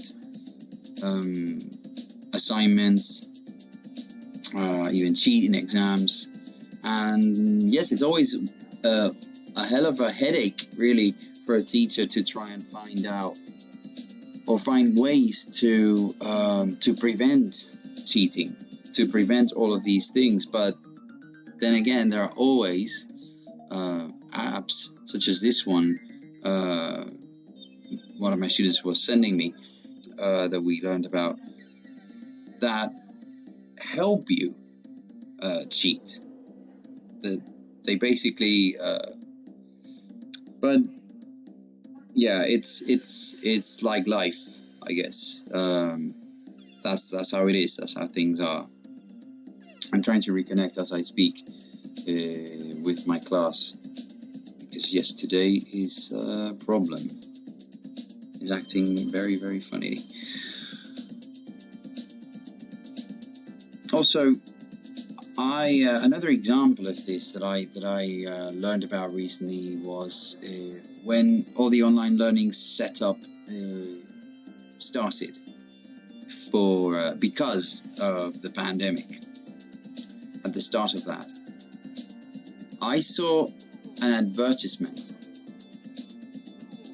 for someone was offering their services to do exams in your place, online exams in your place, in case online exams started to happen, which in our case, in our school, they eventually were replaced by assignments and again, in search always for the truth, as it were, in search for ways to actually make sure that the student was submitting their own work. But the question now is, can we actually make sure that the student is submitting their own work fully, 100%? I tend to think that it's kind of impossible in some ways, in certain cases. For certain students, it's just not possible to know whether or not it's their work. So it kind of gives you the feeling that what is the point? Yeah, sorry, I lost my connection, but I'm still we're still live here. Yeah, I disappeared for a moment. I think it's because I tried to load the page, even though I knew that it wasn't gonna work, because my computer right now is boiling activity. That's an important point, that the computers of the school, they are so bad. You think they are bad? Sometimes you can't work with them. I don't think they are bad, but obviously compared to what you guys might have at home or what anybody might have at home, No. they're I mean not as for powerful. working, not for game. They're really bad. They are really bad? Yeah. Yes. How do you mean? Like, they are slow. They are like, it's really easy to break them. Yeah. And I guess when you buy computers for like, how many people are we in the school? 1,000 students. Yeah, but we are paying for them. Like, I would I know what you mean. I'm not trying to have a better computer. Yeah. I'm not trying to defend the school or anything. What I'm trying to say is that I think when you buy so many computers, you are bound to get something. I don't want to say cheap because it's cheap, obviously, but let's say between cheap and expensive. Not very cheap and not, but obviously not expensive, if you know what I mean. But of course, I have no idea because I've never tried to provide computers or get computers for everybody in an organization or anything. So, but yeah, that's what I think. I'm still here. I switched off my camera to see if that helps with the of my computer. Anyway, I was talking. You guys couldn't hear me, obviously, but I was talking about cheating in relation to what you guys sent me earlier. I was talking about whenever there's a system in place, like there's law, there are rules, there is always someone who's going to try to find ways to break those rules. Do you agree with that? Yes. Yeah. Yeah. What is the motivation behind that? Because I don't want it to sound. I don't want people to think that you guys are the worst. You know, because what I'm trying to show with this is that anyone can do it, and because anyone temptation is there, and obviously some people are going to use that advantage. That's available to them. Yeah. So I'm not trying to demonize you. Obviously, I don't think. I think you're just an example. You guys are just an example of what happens in reality in general. So, and we have to be. We teachers, obviously, and educators have to perhaps start thinking ways to because I always tell myself my mission, my main mission is to teach. Let it be contents, or in my case is a language. So my mission is to teach that language, to transmit that language to them. And assessing and evaluating and assigning homework is just one way I have of teaching, of trying to teach. If you see what I'm trying to get at. So sometimes we lose, I think teachers lose sight of what's important, and it makes you students lose sight of what's important as well. So instead of and the system becomes that teachers are going to be tough, so you try to look for ways to be free, let's say. Yeah. And we teachers take it for granted that you guys are going to try to cheat, so we try to act like a police officer.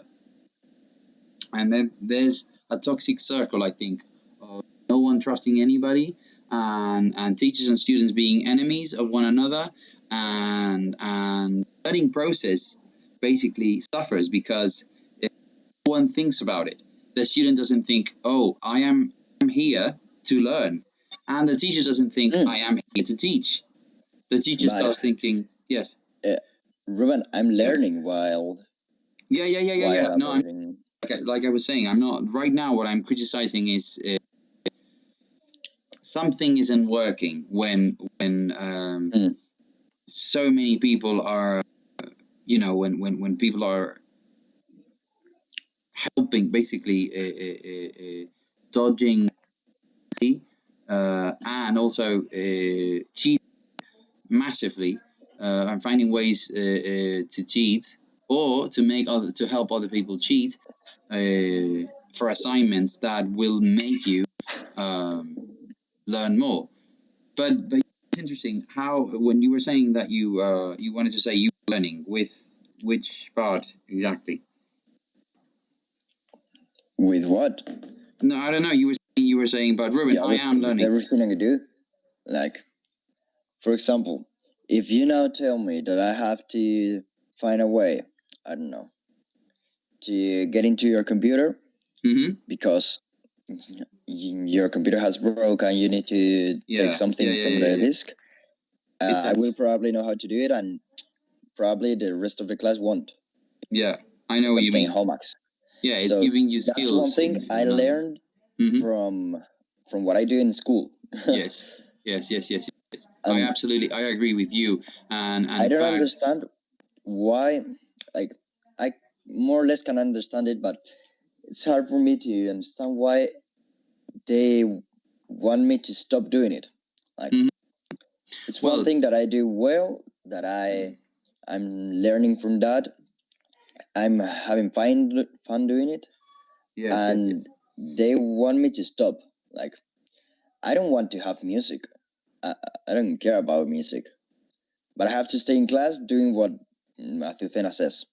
No, I understand your point. But if I to explain, obviously, I agree with you to some extent that something has to change in the system, in how things actually work, because it's really not working for everybody, and it's not making you.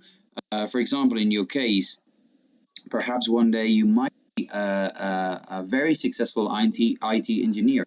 You might even work if you continue with this let's say in this direction. You might even work for the police to catch hackers. Who's to say? Yeah, no, I am actually.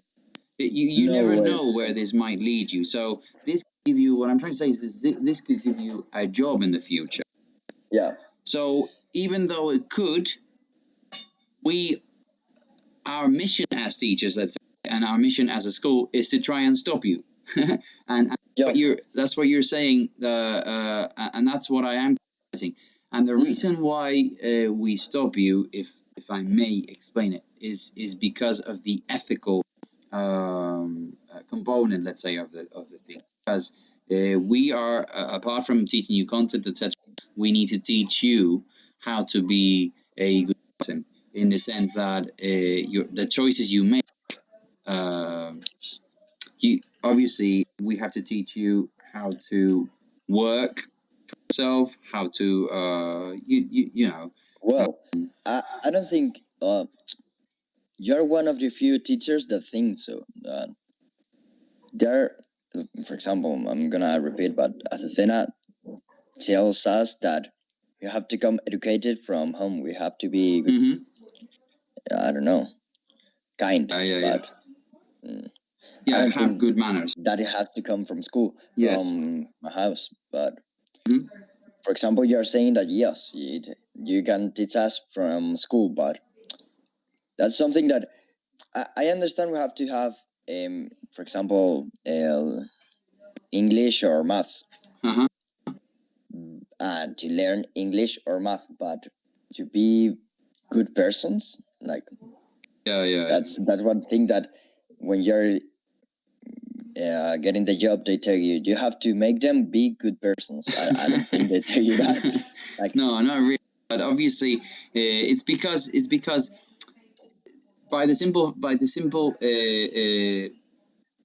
fact that I am an adult, having in contact with you guys who are right now, you are still becoming the person you will be for the rest of your life, I feel that I have to, that I have to be a good example. You know what I mean?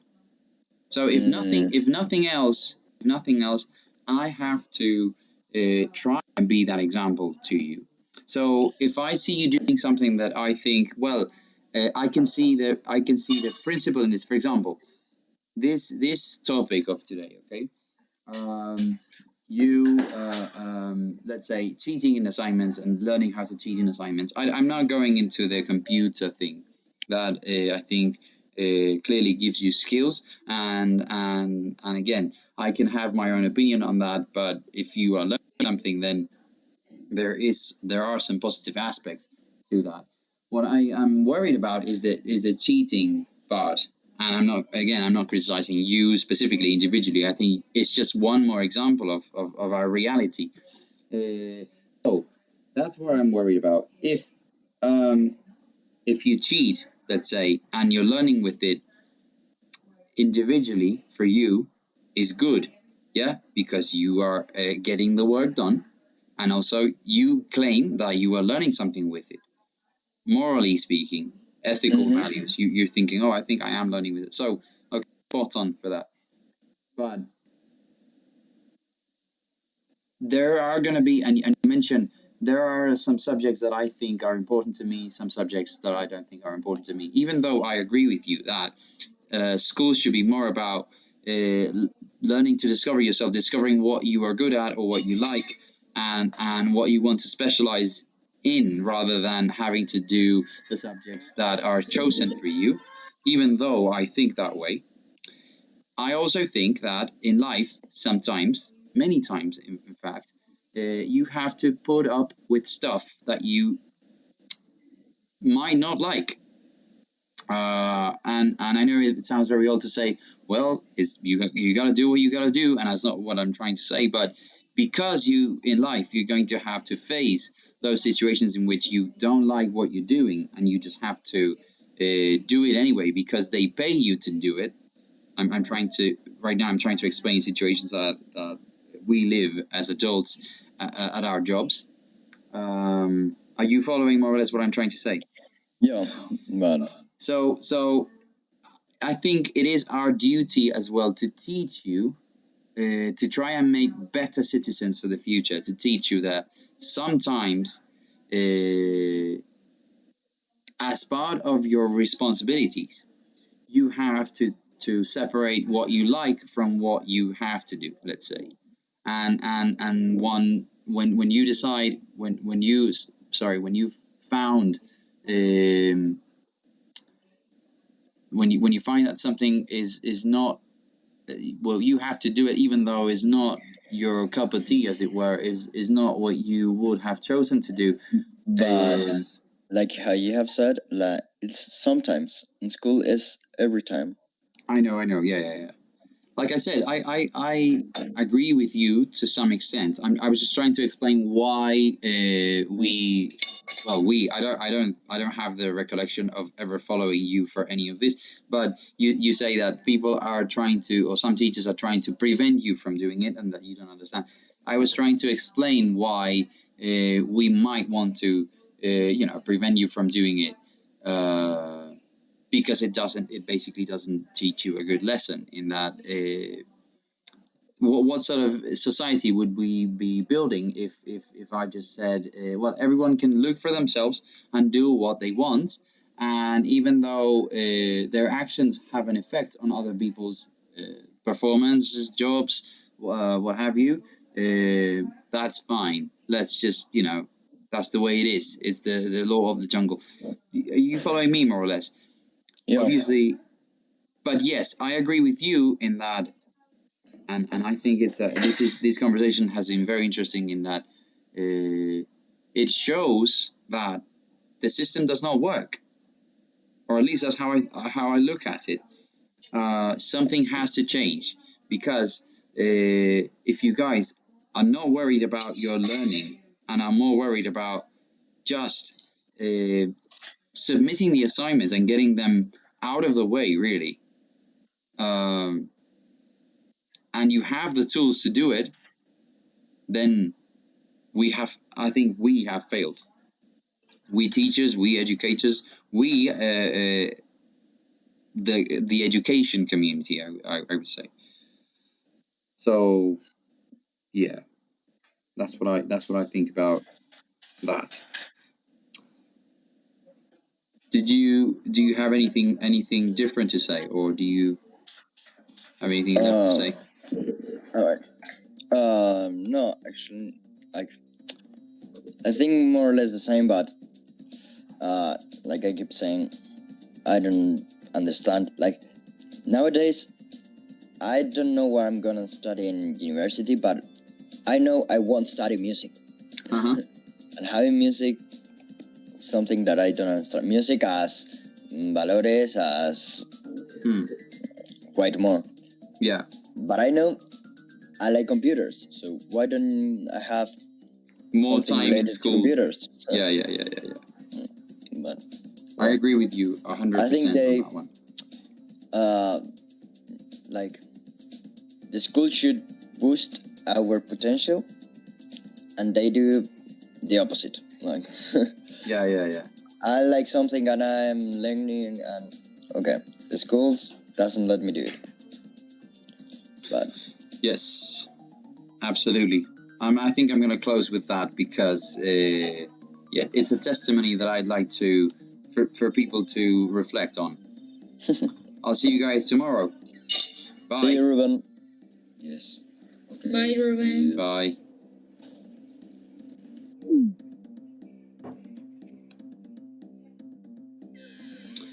Opinions. Testimonies by students.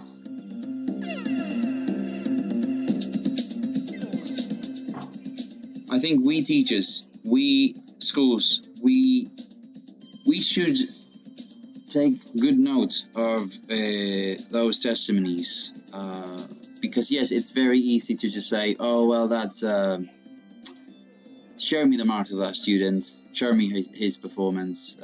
I'm sure he's just a lazy sort of student, and I shouldn't take him into account. Yes, we can do that, but aren't we supposed to teach all the students? Like the good ones and the lazy ones as well, the hardworking ones and the ones who try to cheat. Wouldn't that be a perfect way to prevent cheating if we just give them something they care about? Maybe I'm just being too naive and too optimistic, but it doesn't hurt to try and come up with a better way to do things.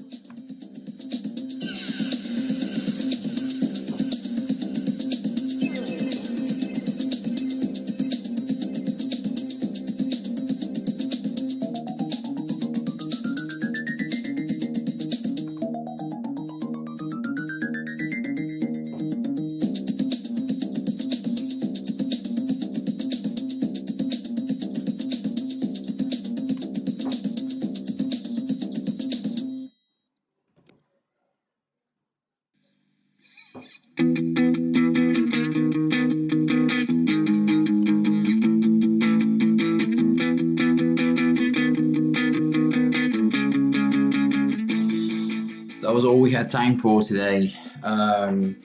Join us again tomorrow. We have loads of stuff that's interesting as what we had today. If you're listening to us live, thank you very much for listening to that. All of that, really. What we, I think today, every day I choose one of the highlights of our day for a title for the podcast episode, as it were. Today it was more difficult than ever, I think, because what with the micro debates, I could have picked any of those debates for a title. I could have also picked what we discussed this morning with about child abuse and the new law that's been passed for that. There is a lot of interesting stuff, and also that last topic about cheating, that was also interesting. But anyway, Thank you very much for watching, for listening to us. If you're doing this at any other time, also thank you very much. We hope you enjoyed that, and it doesn't hurt to like our video or to leave a comment in the comment section. Thank you very much. See you tomorrow. Do you remember?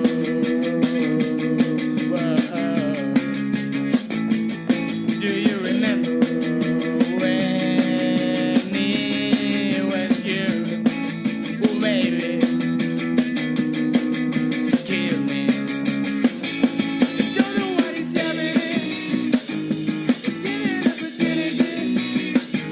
You said that you believe in me, and now you are ignoring me.